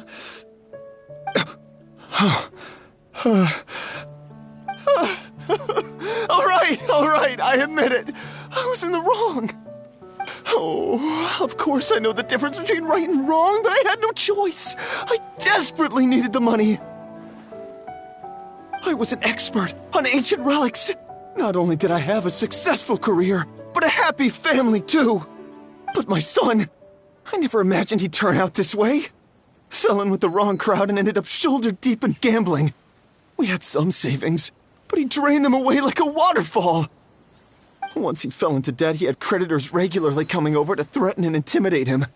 I'm his father. How could I just stand by and watch him suffer like that? Oh, my son is about the same age as you are. If only he could have turned out more like you. That's the only reason I needed the money. Please, believe me. You... Please, kid, I'm begging you. Help me. I see you're from Natlan too. That makes us brothers. Please, have mercy. I still have a chance to help my son straighten himself out. But only if I get back. If I go to prison now, he'll be doomed, I tell you, doomed! And isn't standing together and fighting for a better future what families do? Our fate is in your hands, young man. Please, have a heart. Something wrong, Kanich? Gone soft, have we?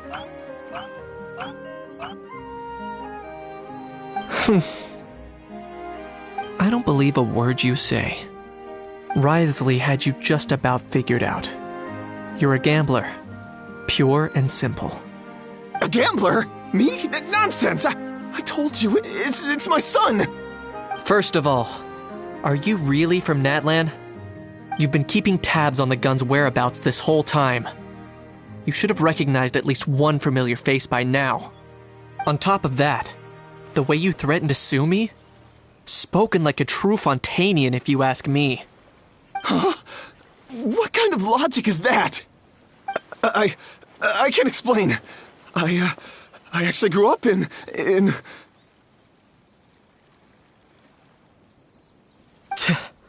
I don't want to hear another word. Ahau, here's your chance. Shut someone else up for once. The moment I've been waiting for. Eat this, scumbag!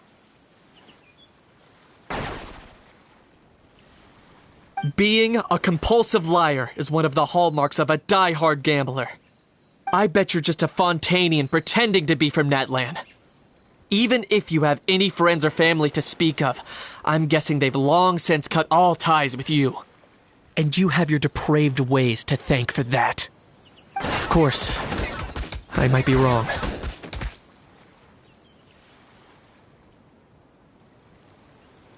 But does that matter? I'm just here to arrest you. If you're looking for an advocate or a shoulder to cry on, you're out of luck. Besides, prying the truth out of you is exactly what your beloved courts are for. Isn't that right?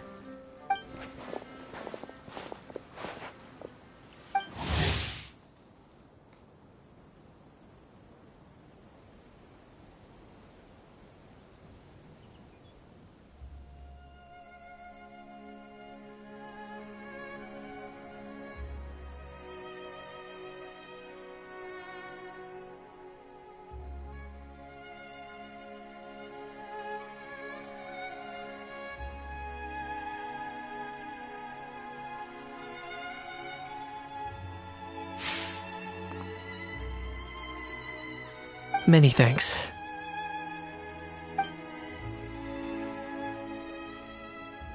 And me? What about me? So rude. You should be bowing down in gratitude to the almighty Dragon Lord.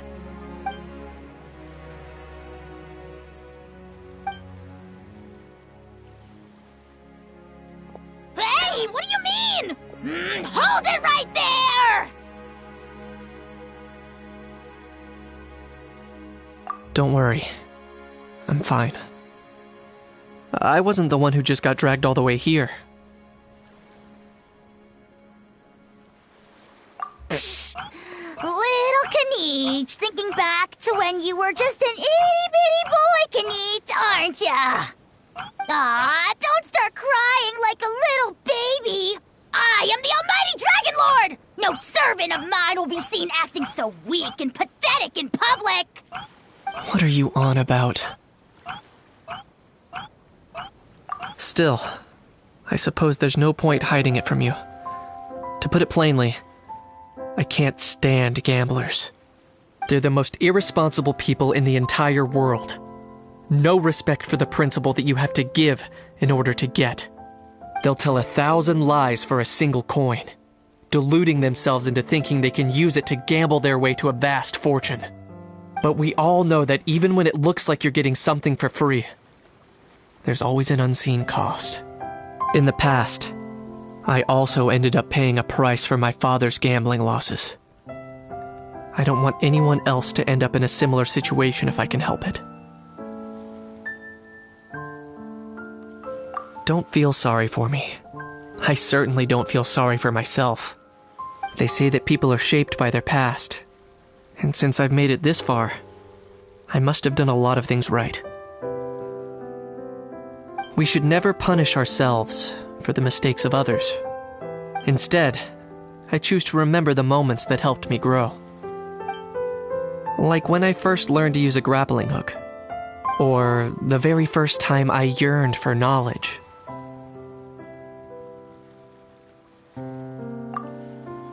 Yeah, I believe you. Let's get going. If we don't head back soon, we'll cause more unnecessary worry.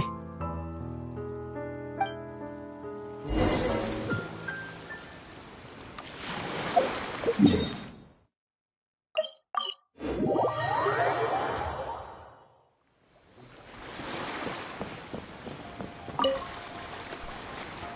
Traveler Kanichi, you're back! We just saw Chevro's taking the criminal away! She looked pretty pleased with herself. Haha! So after so much running in circles, turns out he had no fight in him, huh? Guess running away was the only trick up his sleeve. Oh, also, Risley said to let you know that he's already left. He went to report back to the Palais Mermonia. Apparently the Mari show say Phantom's preparing to carry out an in-depth investigation into illegal gambling activities. Sounds like they'll have their hands full. Anyway, that's for the Palais to worry about, not really our concern.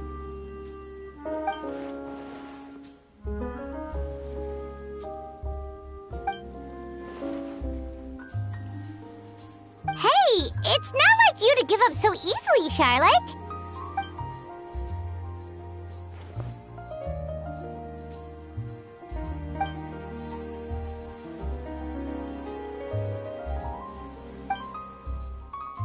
Make sure you pick the best shots of Paimon. Oh, already gone. Hope she heard that. Yeah, you're right. But what took you all so long to get here? Did something happen?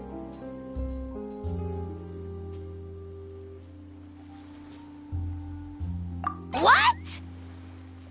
Rumors and slander! When have I, the almighty Dragon Lord, Kahulahau, ever sunk to such sniveling?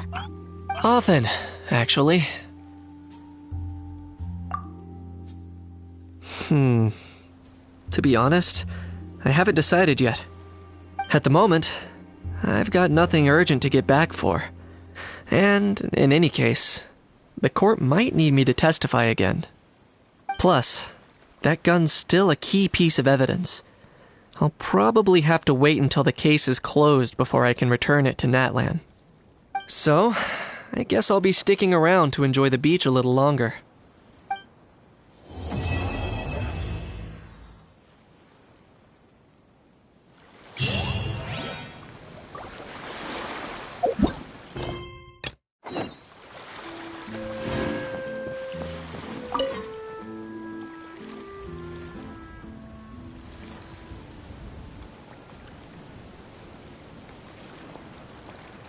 Traveler, it's you!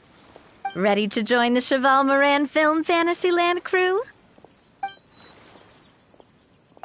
It's time, dear partner and Paimon, for us to turn our attention to the Cheval Moran Film Fantasyland.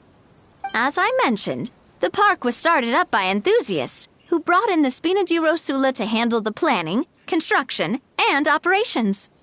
Of course, enthusiasts aren't typically all-around experts. They usually stick to designing the event booths. We, for our part, handle long-term operations and develop standardized strategy guides for the different activities. Long-term operations? Strategy? It all sounds so complicated. We spend most of our time adventuring, and we barely have any experience running a stall. Do you think we can handle this? That's more like it. You've seen it all before, haven't you, partner? I'd even go as far as to say you've shaped some of Tevat's biggest business ventures. Anyway, first things first. Let's get an overview of how the whole festival's gonna be run.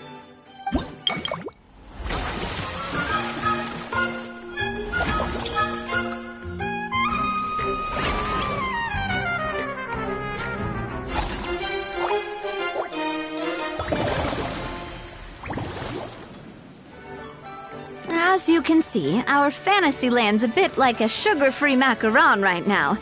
Several areas are still under construction. The Spina's only been able to hire a limited number of craftsmen. Besides, we don't have enough experience to handle multiple projects simultaneously.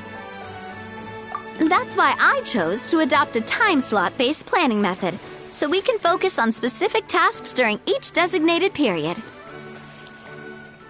Upgrading facilities, expanding the venue, hiring staff. All of this requires funds and time slots to accomplish. So, it's our job to allocate precious time slots in each business cycle to the most worthwhile tasks. As we attract more guests and earn money to add to our funds, we'll also be able to work more efficiently, which will allow us to divide each cycle into finer time slots, which will let us get more done. So we'll be limited in the decisions we can make and tasks we can focus on within each time period. Which means we have to use our limited actions and Mora to earn even more Mora. Kinda like playing chess or cards then. Cooking up a strategy in advance is gonna be key. Paimon thinks she just about gets it. How do you feel about it, Traveler? Yep, come on, we can do this. You mentioned standardized strategy guides just now. Does that mean there are non-standard ways to take part too? Of course. Film and entertainment mean different things to different people.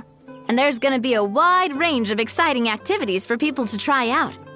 If we're not careful, some visitors might wander off and end up getting in trouble. And others might pick up dangerous props by mistake. To avoid confusion, we need to create a standardized strategy guide for each activity. Just think of it like a walkthrough. Wow, if we're the first ones to test out the activities, who knows what surprises there could be waiting for us. But if we hit a tough spot, we'll just have to rely on our skills to carry us through. Hopefully it goes without saying that I'd never put you in danger, partner. I carefully checked all the existing activities before you arrived, and I can assure you that they're all perfectly safe. I also wanted you to experience the activities before anyone else gets to. It'll be fun. Plus, we'd like to hear your thoughts and suggestions. Oh, those are two things Navia is best at! Making people feel safe and having fun! Great! Well, I can't wait to hear what you think. Your input is super important to us. All right then, let's start with Eclectic Escapades and put our first guide together.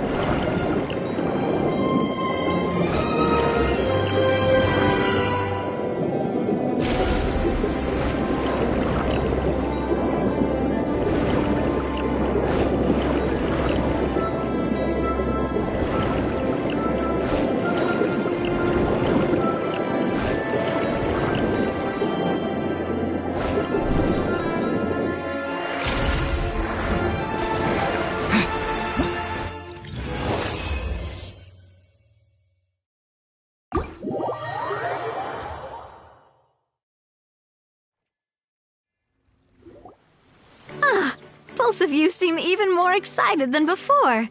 Looks like your first trial run didn't disappoint. Paimon hasn't actually watched that many films, but after trying it out, she might just be hooked! We should check out the film that it's based on! Great job, Paimon.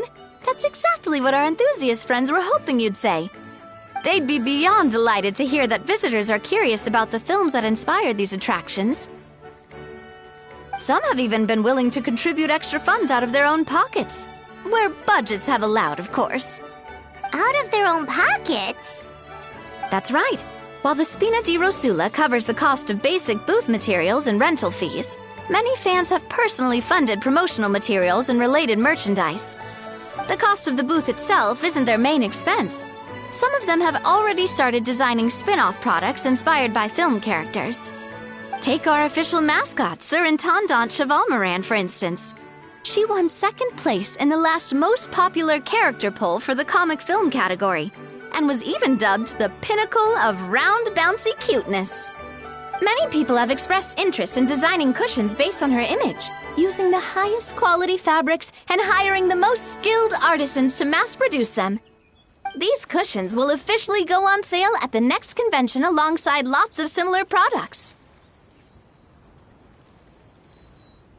Sounds irresistible, right? Plus, as Surintendant Chevalmoran's guardian and official image rights agent, Farina will receive 60% of the sales revenue. After all, the fans are doing this voluntarily, not for profit, but to promote Surintendant Chevalmoran's adorable image. The more Mora ends up in Farina's purse, the better Surintendant Chevalmoran's meals will be. And who wouldn't be happy to hear that? Oh, Paimon likes the sound of that. Everyone working hard for something they all love without worrying about profit. Still, we can't just ignore Mora completely. Whether it's fan creations or official commercial projects, some level of financial balance is still necessary. The same logic applies to the Chevalmoran Film Fantasyland taken as a whole. Once we finish the standardized strategy guides, our attractions can officially be open to the public. But we can't take personal charge of the ticketing process. There's plenty of work to do at the various booths, and the park itself is a work in progress. We'll need to assign dedicated employees to maintain and manage each attraction. There's a recruitment section on the park's bulletin board. We've received many applications, and each candidate has their strengths. Our job is to match the best candidates to each attraction based on their overall performance. Once assigned, the staff will keep the attractions running, ensuring a continuous revenue stream. Wait, so we've suddenly gone from being playtesters to heads of human resources? That's definitely a first for us. Just don't hold everyone up to your own standards, okay? You can't expect everyone else to be as capable as you. Alright, time to review some resumes. Fingers crossed we'll get some exceptional candidates.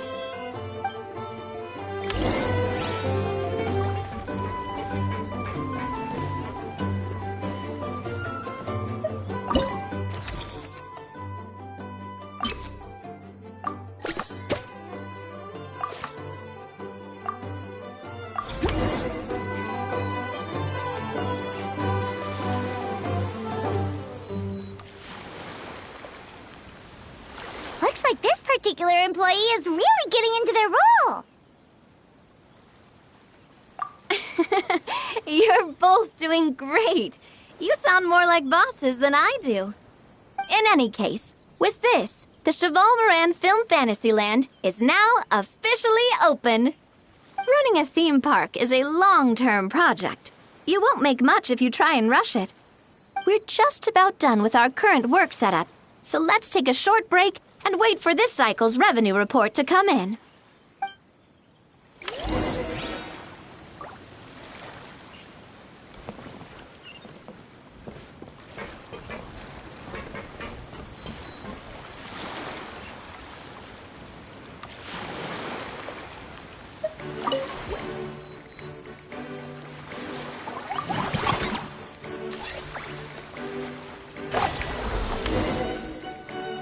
Well, the numbers might not look that impressive, but given that we're just getting the ball rolling, I'd say that wasn't a bad start. Building on this momentum, we must consider rolling out more unique business strategies during the next cycle. To draw in the crowds, I've invited one of Fontaine's very own celebrity chefs, my good friend Escoffier.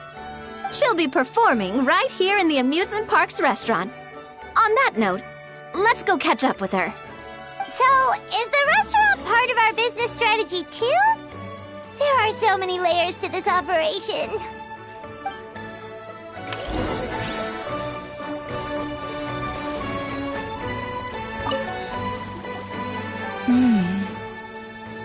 The restaurant is up to standard, and the waterside location will make for a unique dining experience. The beautiful scenic reflections in the water create a stunning backdrop, lifting diners' spirits and allowing them to truly savor their meals. Ingredients, check. Cooking utensils, check. Looks like we're ready to rumble. Hey there, Escoffier! Oh, my employers are here. The president of the Spina di Rasula, plus the famous traveler and Paimon. I must say, you seem a bit overqualified to be running a film-themed amusement park. I'd say that if anyone here was overqualified, it would be the former head chef of the Hotel de Boer. Wherever you walk, the aroma of fine cuisine follows in your wake. Let's get back to business. I'm guessing you want the traveler to help me decide the theme dish for each cycle, right? This is the business strategy I mentioned earlier. Using Escoffier's top-tier dishes to attract more visitors to the park. But this isn't just about attracting visitors. Her culinary masterpieces will surely have other surprising effects. Just imagine, Paimon, if all you needed was a single ticket to enjoy all the attractions and taste all the legendary food. Wouldn't you be tempted? Then Paimon come every single day! Now, here's the twist. To get the most out of this strategy, the menu can't be made public. Based on research by a certain food branding consultant, many restaurants have started offering a special chef surprise dish. So give me some inspiration every few business cycles, and I'll decide on our next theme dish. Now then, give me your hand.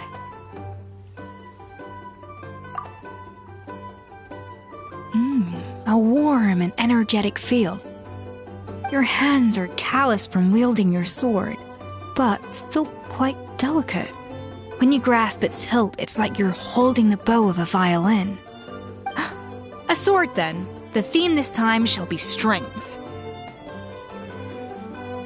All right, let's find out what strength looks like in gastronomical form.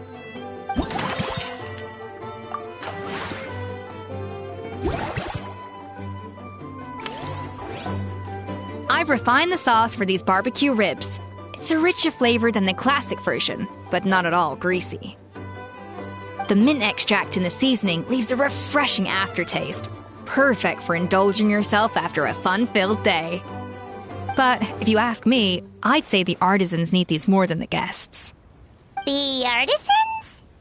As I'm sure you've noticed, this park isn't quite finished.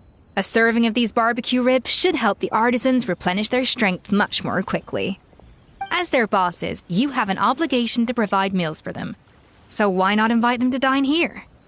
Who knows? The morale boost might even improve their productivity. Oh, if I recall correctly, you once served up some special fish and chips for the porters over at the Fleuve Centre. For several days after, the workers were all incredibly efficient. They'd finish 8 hours of work in just 5. And then, because they clocked out early, they'd come back completely refreshed the next day. Then there's no time to lose. Go invite the artisans over while these ribs are still hot. I'll prepare some side dishes and desserts too. That's a great idea! You really live up to your reputation, Escoffier! Looks like these themed dishes are gonna make a huge difference after all. We'll have to make sure we check in with you regularly. The artisans are pumped and ready to roll thanks to that themed dish. And perfect timing, too. Let's take this chance to take the facilities of our eclectic escapades to the next level.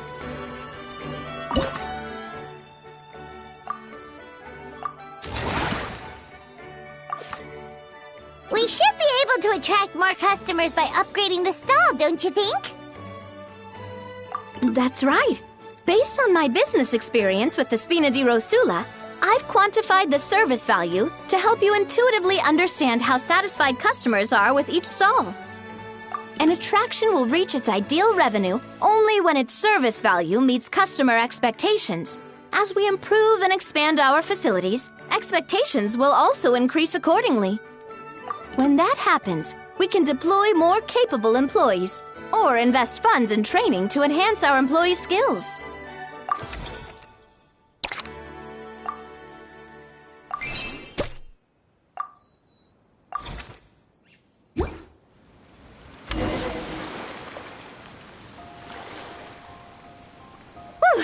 That should be everything. Looks like you've pretty much mastered how to run this park.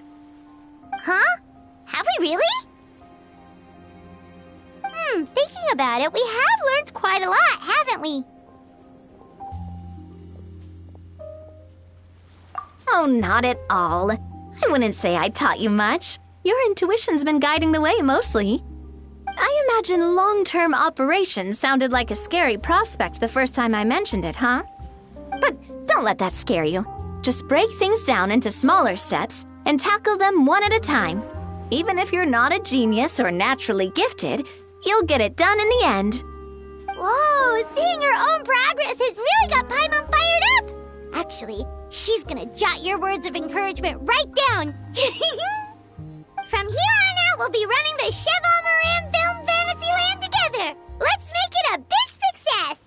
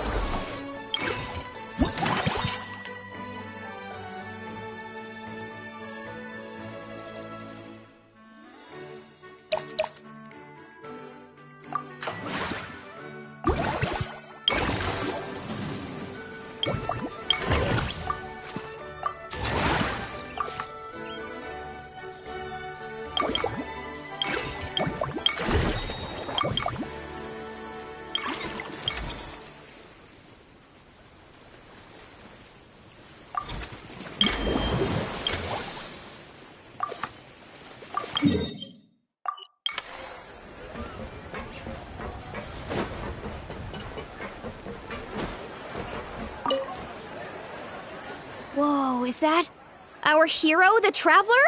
And Paimon, too!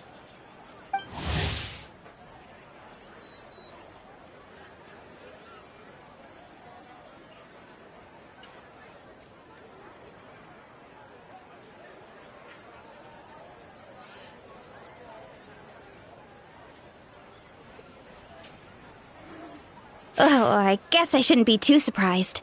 Mrs. Coiffier already told me you were the big boss here. But when I saw you just now, I forgot myself for a moment. Tactically speaking, the Cheval Moran Film Fantasyland doesn't even have a boss, does it? Isn't it the idea that everyone works together to make it as successful as possible, and then we all share the profits? But, wait a sec. Why are you here, Veressa? Well, officially, I'm here to promote my brand. Not long ago, Mrs. Coiffier placed an order with me for her restaurant, as she often does. In her letter, she mentioned that showcasing my orchard's products at the festival would boost sales and help build my brand recognition. After talking it through with my parents, I decided to give it a shot. Now that I'm done with the restaurant's ingredient order, I plan to sell the rest of my fruit directly to guests to help quench their thirst, of course. The thought of enjoying fresh fruit from Natland here in Fontaine does sound pretty appealing. But with this many customers, wouldn't it be exhausting to watch the stall all day? Huh? Am I supposed to be watching the stall the whole time? There's an attraction over there called Movie Masterpieces, right? I heard some of the challenges are based on famous films. Some of those films have even been adapted into great comics. I'd love to go give it a try. So, you're not doing any business at all? Back in the Collective of Plenty, I'd just set up a sign with the fruit prices, place a weighing scale and a coin jar to one side, then let people pay on their own. When closing time came around, I'd wake up and check the accounts. Not a single Mora's ever gone missing. To be fair, that does sound nice. People in the Collective of Plenty are a law-abiding bunch. No one would even think about taking something without paying. Makes sense that tending your stall wouldn't take too much effort. Fontanian customers are no doubt trustworthy too, but let's just say they're not used to self-service shopping. Plus, if you just leave the stall unattended as a Natlanese merchant, people here might think you're gone for good. In that case, I'd better start acting the part. But I'll need to buy some things in the city before I officially open for business. I promised to bring back some Fontanian clockwork mecha for Kochian-san. Oh, and I also wanted to try a few rounds of movie masterpieces. After that, I should be able to focus on my business without getting distracted. We might not be locals, but we've explored Fontaine quite a bit. We know our way around pretty well. In that case, give me a moment to get some extra fruit, a price list, and my coin jar set up.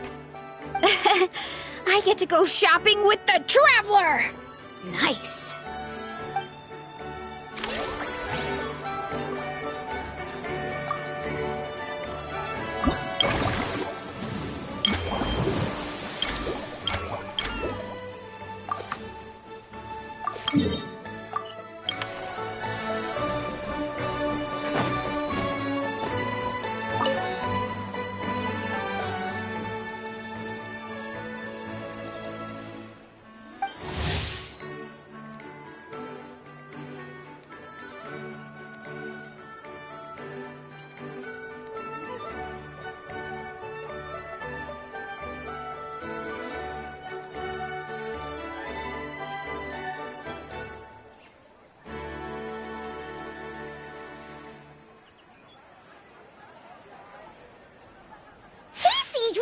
Welcome to the Cheval Moran Film Fantasyland!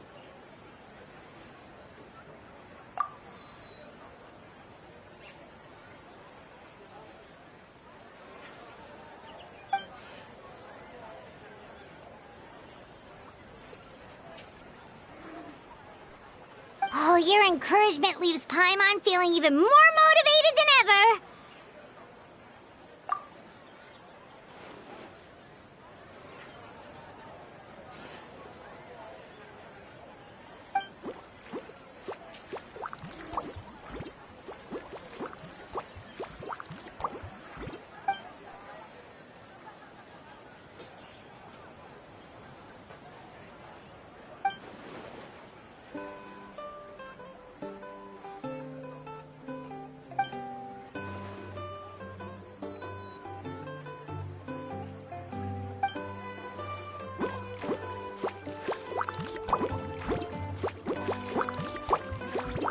But now they've got films to watch. Even the ones who used to cause trouble might settle down a bit, right? We have our very own animal-themed area, by the way. We call it Mellow Manor. Customers are calling it the most relaxing place in the park.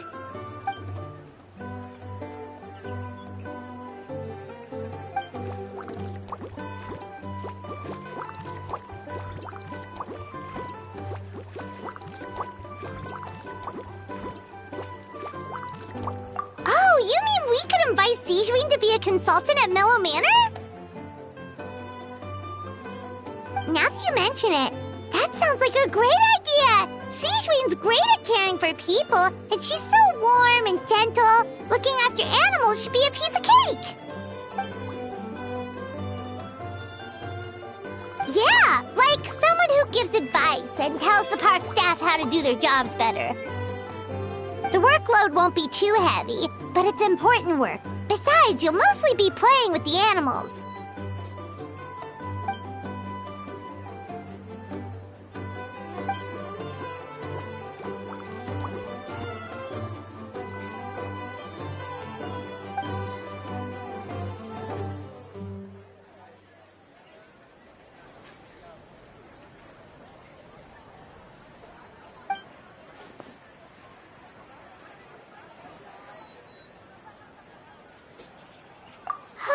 With Sijween on board, Mellow Manor's gonna be even better than before. Paimon has a feeling our revenue's gonna shoot through the roof.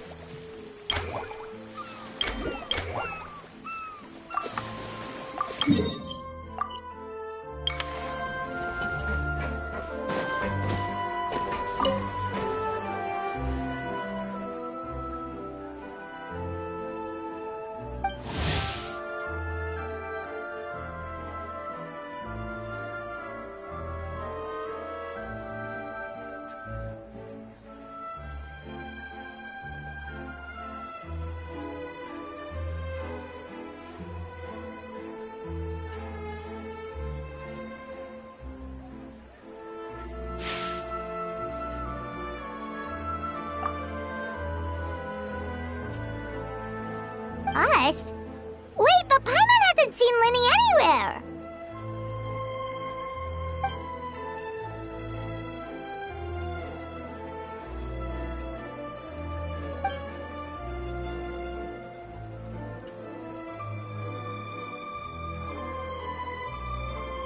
All of them? That's some serious dedication right there.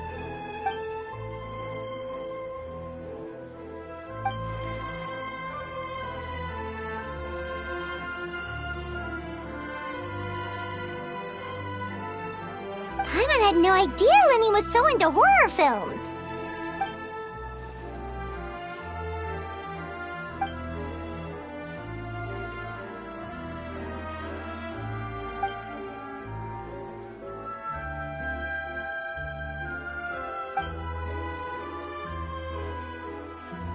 Well, that's a side of Lenny we've never seen before.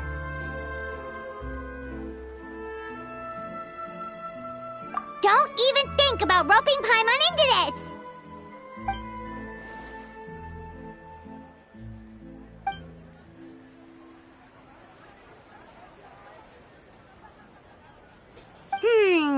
Sounds like eclectic escapades would be more to your liking then. Want to give it a try?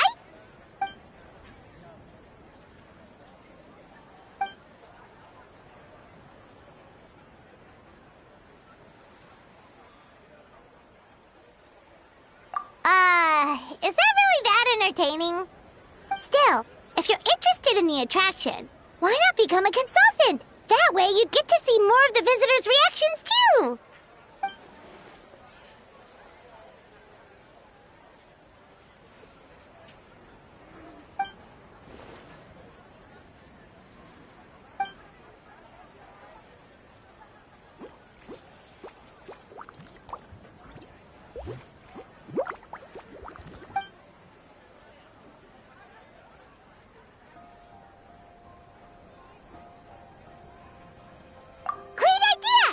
Get Lenny on board, the Cheval Moran Film Fantasyland will be even more popular than it already is!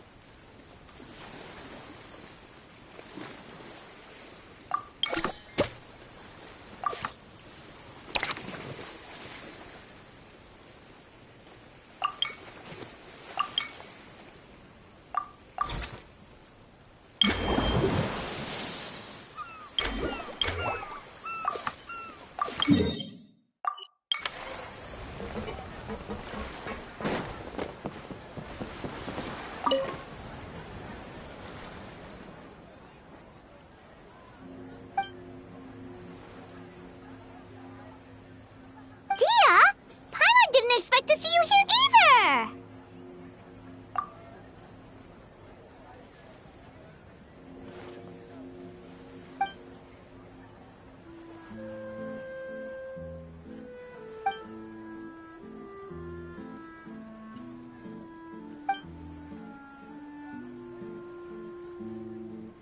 Guess that's not scenery most Fontanians see every day, huh?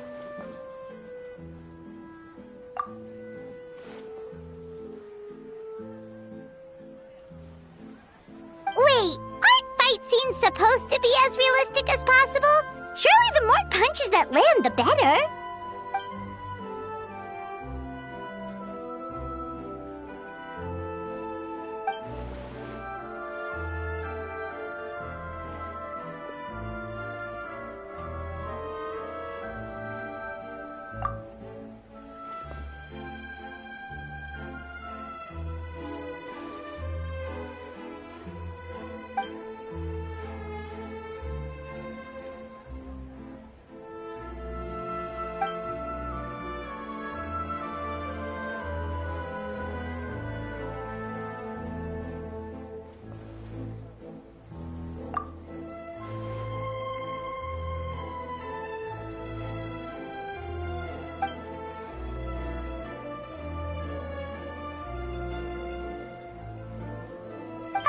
You sure that's okay?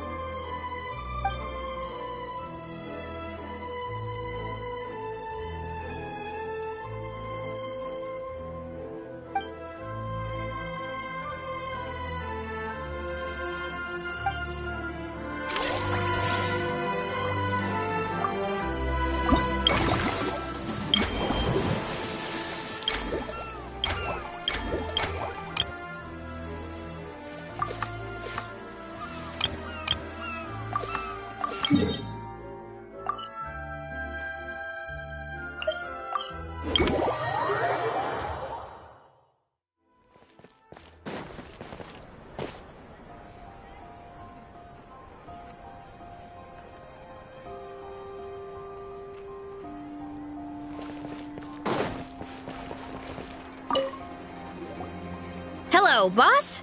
I'm from the Collective of Plenty. You might recall receiving a letter from us requesting you to design some components. Wait a sec. Why does Yansan need Clockwork Mecha?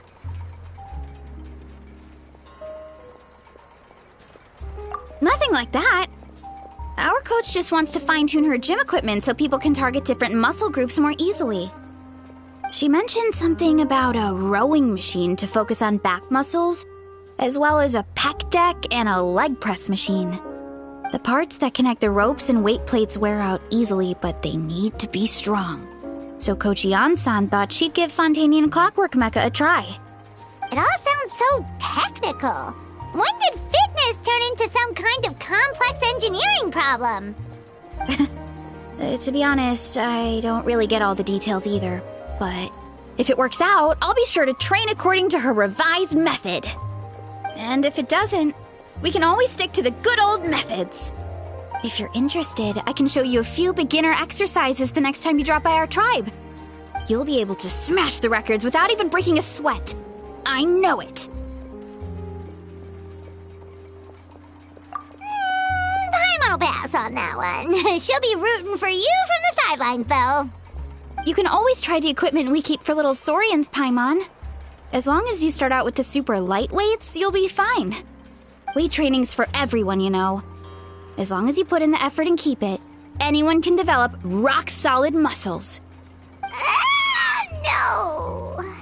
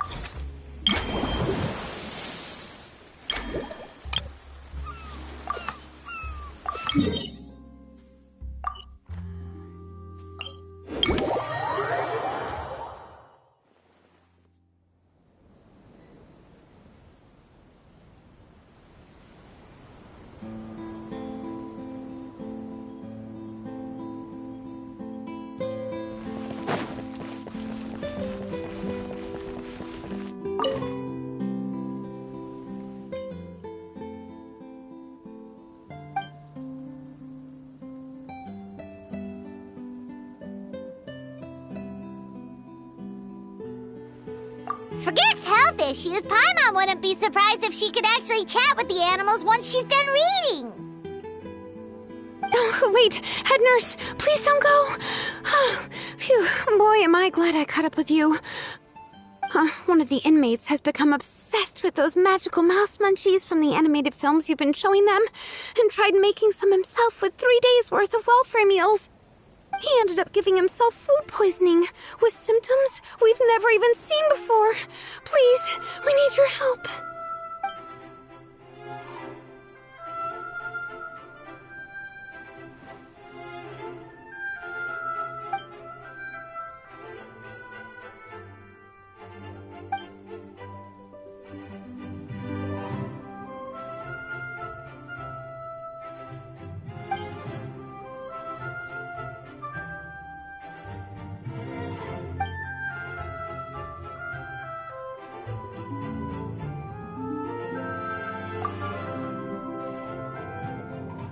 Sijui sure has it tough. Not only does she have to worry about taking care of her patients, she also has to clean up after those troublemakers. Why don't we prepare something tasty for her? It might help lift her spirits.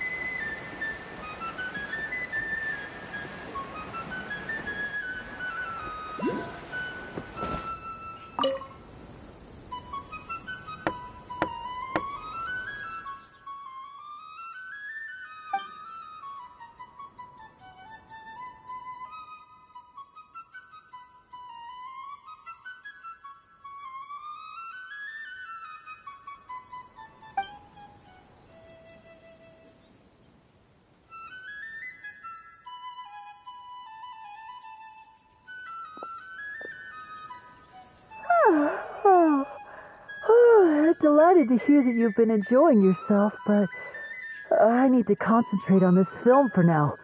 Those animal assistants will have to wait. I just need a little more sleep.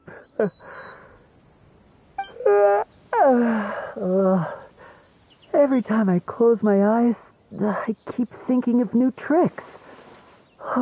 So tired. Can't sleep, but can't get up either.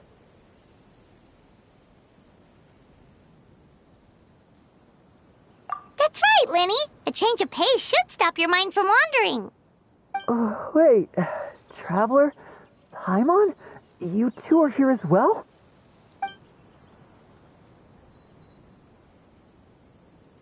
In that case, count me in. Not just for my own sake, of course, but to support my friends.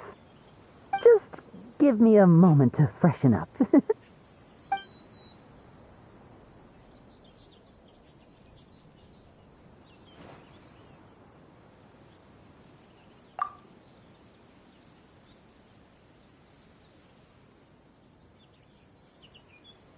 Sounds good! Getting Lenny to cheer up and visit the amusement park's surely our greatest success yet!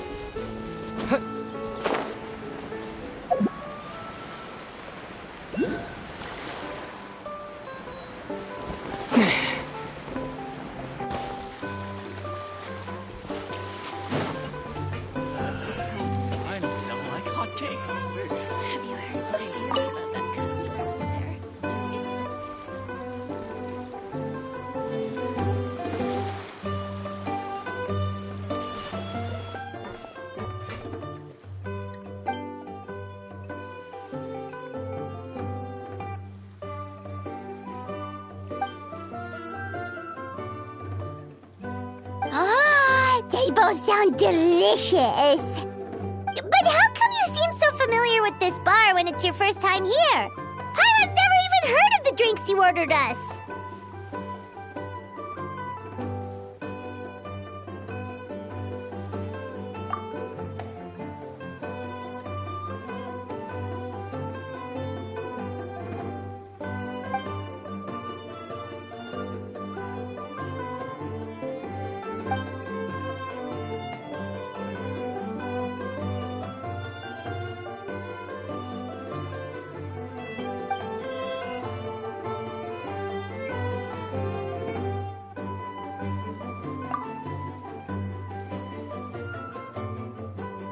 Where do we begin? Literally everything that's happened has been pretty incredible, if you think about it.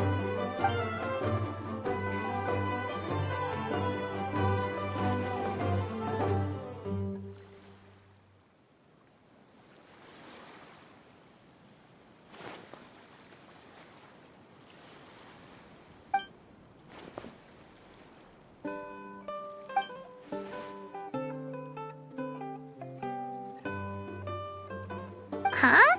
So we could become mercs too?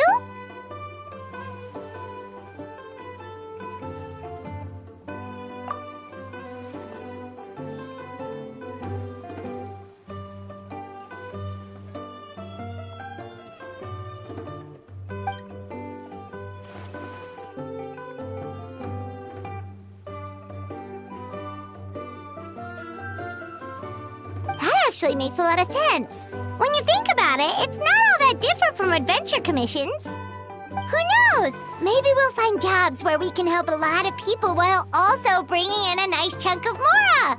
Wouldn't hurt to build connections with Dia's Eremite friends either, would it?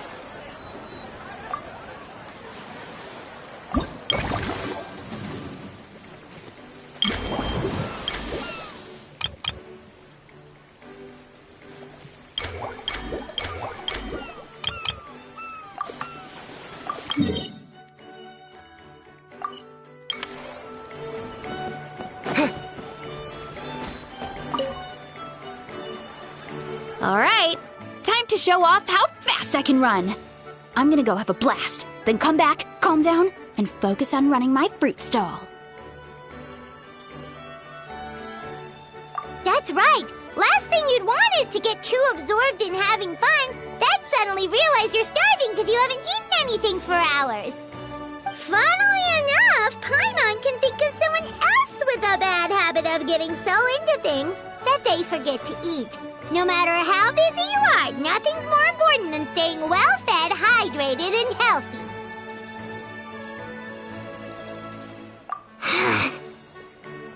No need to worry about me, guys.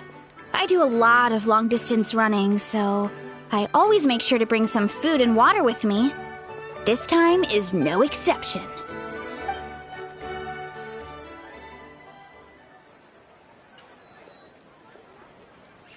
Woohoo! That was incredible! How was it? Did you get through all the levels? It was amazing! Not only did I get a super high score, but I also checked up on every homage to the original films, and even recreated several iconic scenes starring comic book superheroes. I'll focus on doing business this time round, but if there's ever another event like this, please let me know as early as possible. I want in! Yep. You know what? We should let you design the levels! I'm sure all the fans will be thrilled! That would be great! Anyway, back to business. Time to focus on my fruit stall. I'm gonna make a name for my orchard in Fontaine.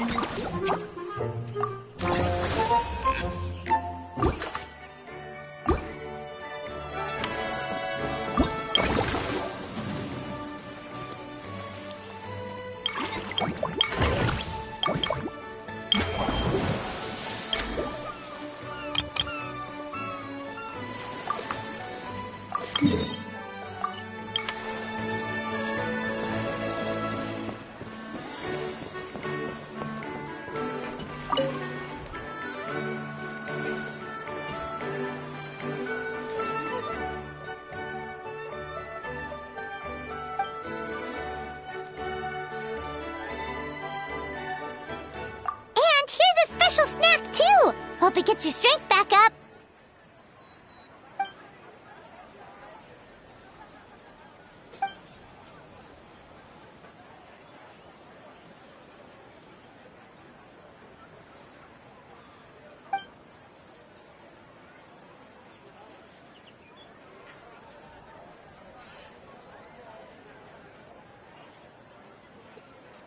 Is it because they aren't paying any attention when they're watching? Or is it some rebellious mentality? A whatever you tell me not to do, I'll do it just to prove you wrong type of thing?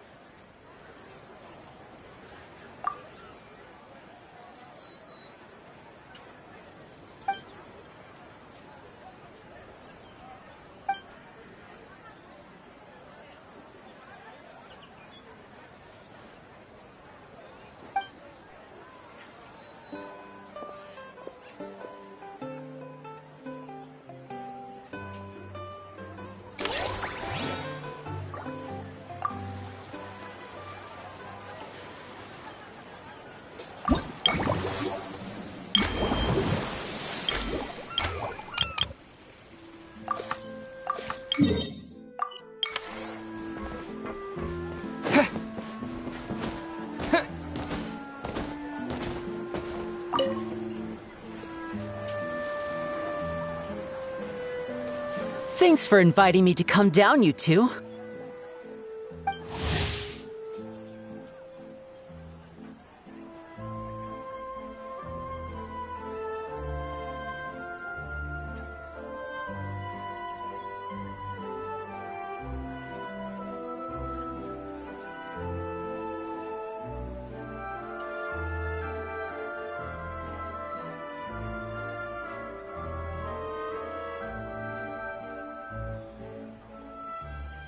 I must say, I feel like a new man after visiting the park and seeing all those adorable animals. Seems like Lynette has her eye on some great potential animal assistants, too.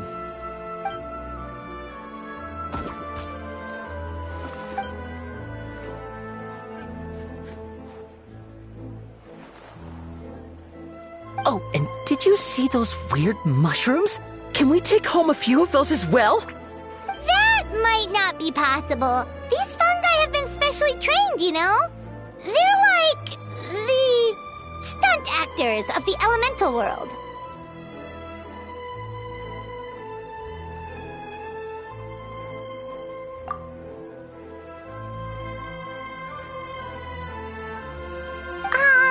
Are you sure about that? Paimon's pretty sure we've never seen a cat anywhere near as big and as soft as a fungus.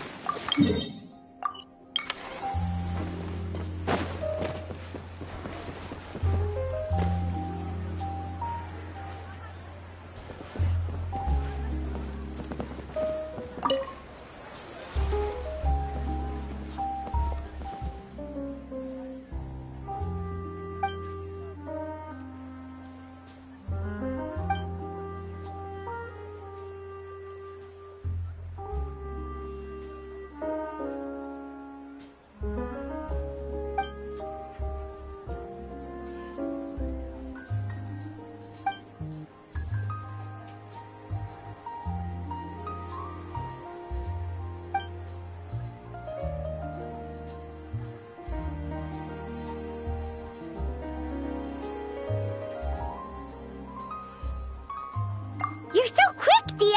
Everyone agreed just like that! Guess that means we're now official partners of the Blazing Beast! Hooah! Watch out, world! There's a couple of new mercs on the scene! Maybe Paimon should give herself a proper mercenary name.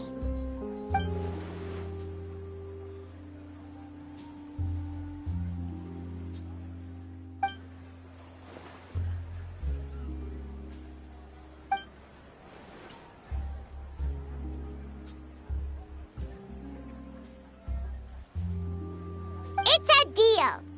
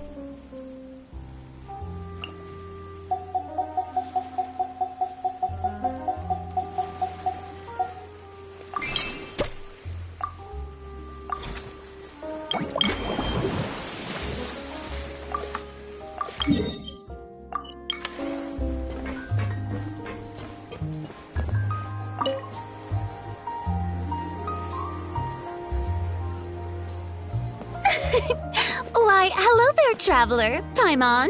I sensed your enthusiasm from a mile off. You were so bright, I could have taken you for an opera singer in full falsetto.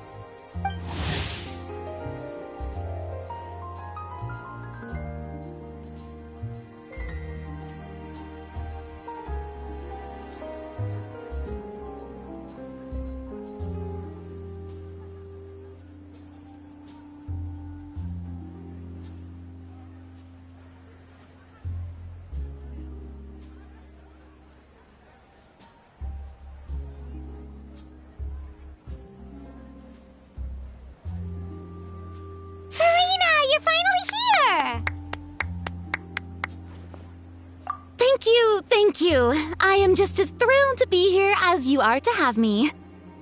More seriously, I'm not the star this time. That's you two, alongside all the creators sharing their passion for film with the world. Honestly, when I was first asked to approve the plans, I thought this would just be a small event. I never imagined that the Cheval Moran Film Fantasyland would expand to this scale so quickly. Yeah, thinking back to when we first arrived, it really has all come together in no time. At this rate, who knows? Someday it could become as iconic as the Fontanalia Film Festival itself. And we have the two of you to credit for much of that. I've suggested to several renowned directors that we award you the title Pioneers of the Film Industry. In contrast to the Farina Award, which is more of a public honor, this title is a mark of true recognition from within the industry itself, a reflection of both outstanding achievement and hard work. Wow, even you're getting serious now. Come now, no need for any of that. Just relax and enjoy the moment. Speaking of which, I've actually been preparing a little survey. How about we randomly select some visitors to give us feedback about the park? Did Paimon hear that right? Farina carrying out a customer satisfaction survey? Well, given that it bears the name of my dear friend Surintendant Cheval Moran, isn't it only natural that I conduct a bit of research on her behalf? Besides, the more famous a star becomes, the more important it is to stay in touch with reality, no? Plus, it's amazing how much you learn just by listening to other people's take on films. Paimon always assumed celebrities just get their assistants to handle everything for them, but it sounds like it's actually pretty hard work. Then again, maybe Farina's just an outlier.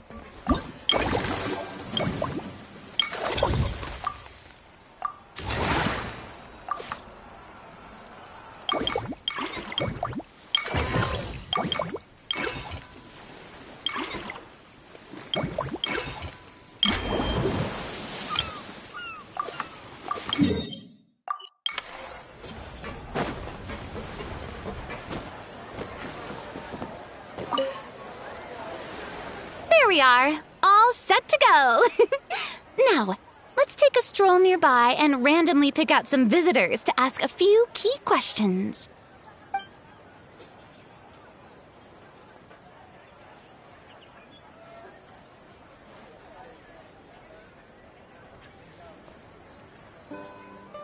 These suggestions are surprisingly detailed.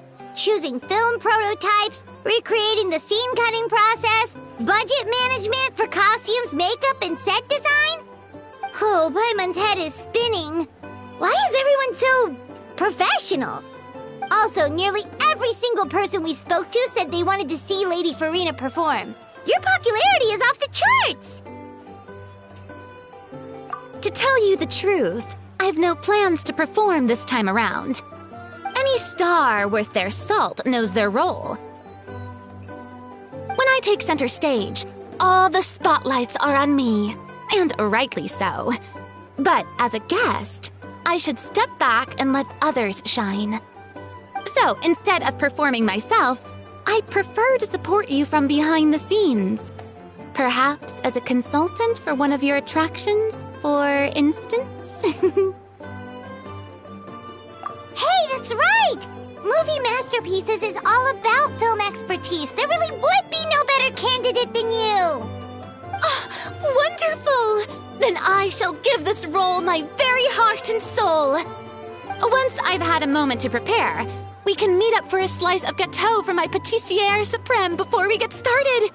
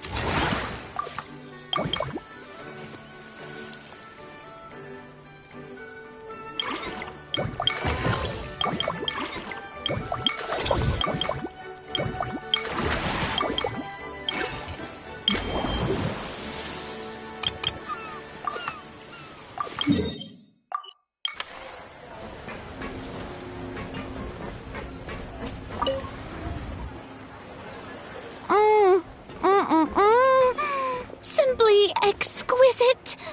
As amazing as ever. Escoffier, have you ever considered starring in your own film?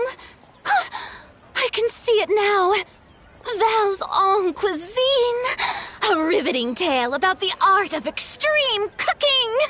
I'm sure it would be a hit. As it happens, I'm already doing something similar.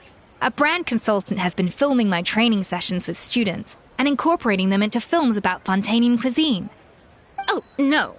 No. A documentary won't do. I'm talking about something with a bit more drama. Your experiences as a chef could be turned into a scintillating story. In fact, I'll even write it myself. Before you finalize it, please let me review the culinary terms, especially when it comes to how ingredients are handled, the timings and the quantities. Great! It's settled then. And actually, I think I'd like to bring in the Traveler and Paimon as directors. Something tells me that the three of you working together would really get the creative sparks flying. We could create something truly magical here. No problem. That said, now that we've been granted Director Farina's approval, we'll really have to step up our game. Excellent. I believe in you both. The gâteau was sublime as ever, Escoffier. Now, about time we got to work. I'll start drafting the script on the side, while serving as the consultant for movie masterpieces. Wish me luck!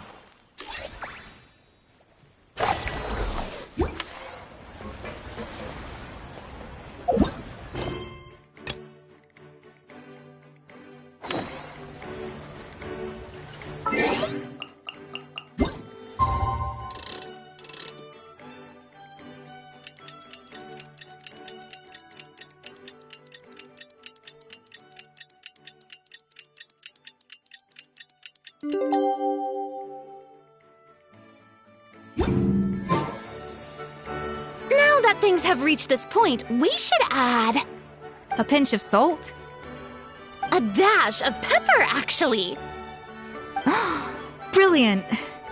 Huh? You two aren't talking about a new dessert menu by any chance, are you? Not desserts. No, we're talking about the script. Oh, my dear partner, photographer, rookie director. Our creativity must keep up with the overflowing enthusiasm of our fans. There's no room for dull scripts on my stage. Plot twists should strike the audience like a cloud of pepper, leaving them sneezing in surprise. Achoo! The same logic applies in catering. I once heard Miss Emily mention that pepper could be used in perfumes. Perhaps I could find a way to make it work in desserts too. A peppery kick to complement the delicate sweetness of cream, perhaps. Wow, the two of them seem to be working together so well. Paimon's struggling to imagine what a pepper cake would taste like, though. Well, what do we have here? Escoffier's making a new cake? Oh, how exciting! When it's ready, do let me know. I'd love to try it. Is it just Paimon, or does it seem like everyone's even more enthusiastic now that they've finished their work? Why shouldn't they be? When your hard work pays off, that's when you should celebrate. It's like a batch of fresh macarons. You should never let fear of sweetness stop you from adding all the filling you please. After all, if there's ever a time to pile on the sugar, it's when you're making macarons. Pile on the sugar! Pile on the sugar! And why are we piling on the sugar? Lapine Pauline, you're here! Is it ready? Of course! It all went according to plan. Huh? Were you off on some kind of important task? I was indeed. Please accept this.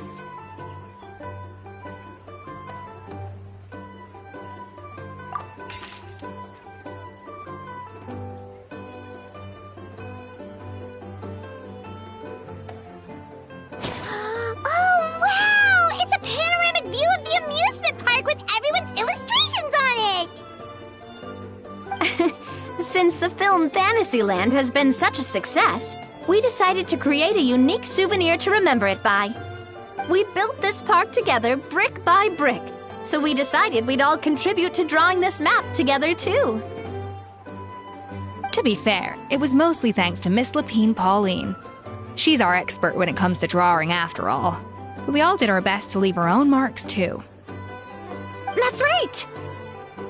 And on top of that, Traveler, I'm offering you a most special privilege. You get to add a mustache to my portrait! Cream-flavored, huh? Very traditional, but also very delicious.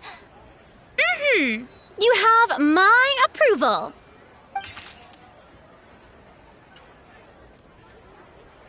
All right then. Now that you're the proud owner of this commemorative map, you can draw as many different flavored mustaches on it as you like. Sounds like a pretty tasty map. We'll look after it well. Great! Your satisfaction is our #1 priority. Everything's all in order. Now it's time to relax. Forget about work and just enjoy the park.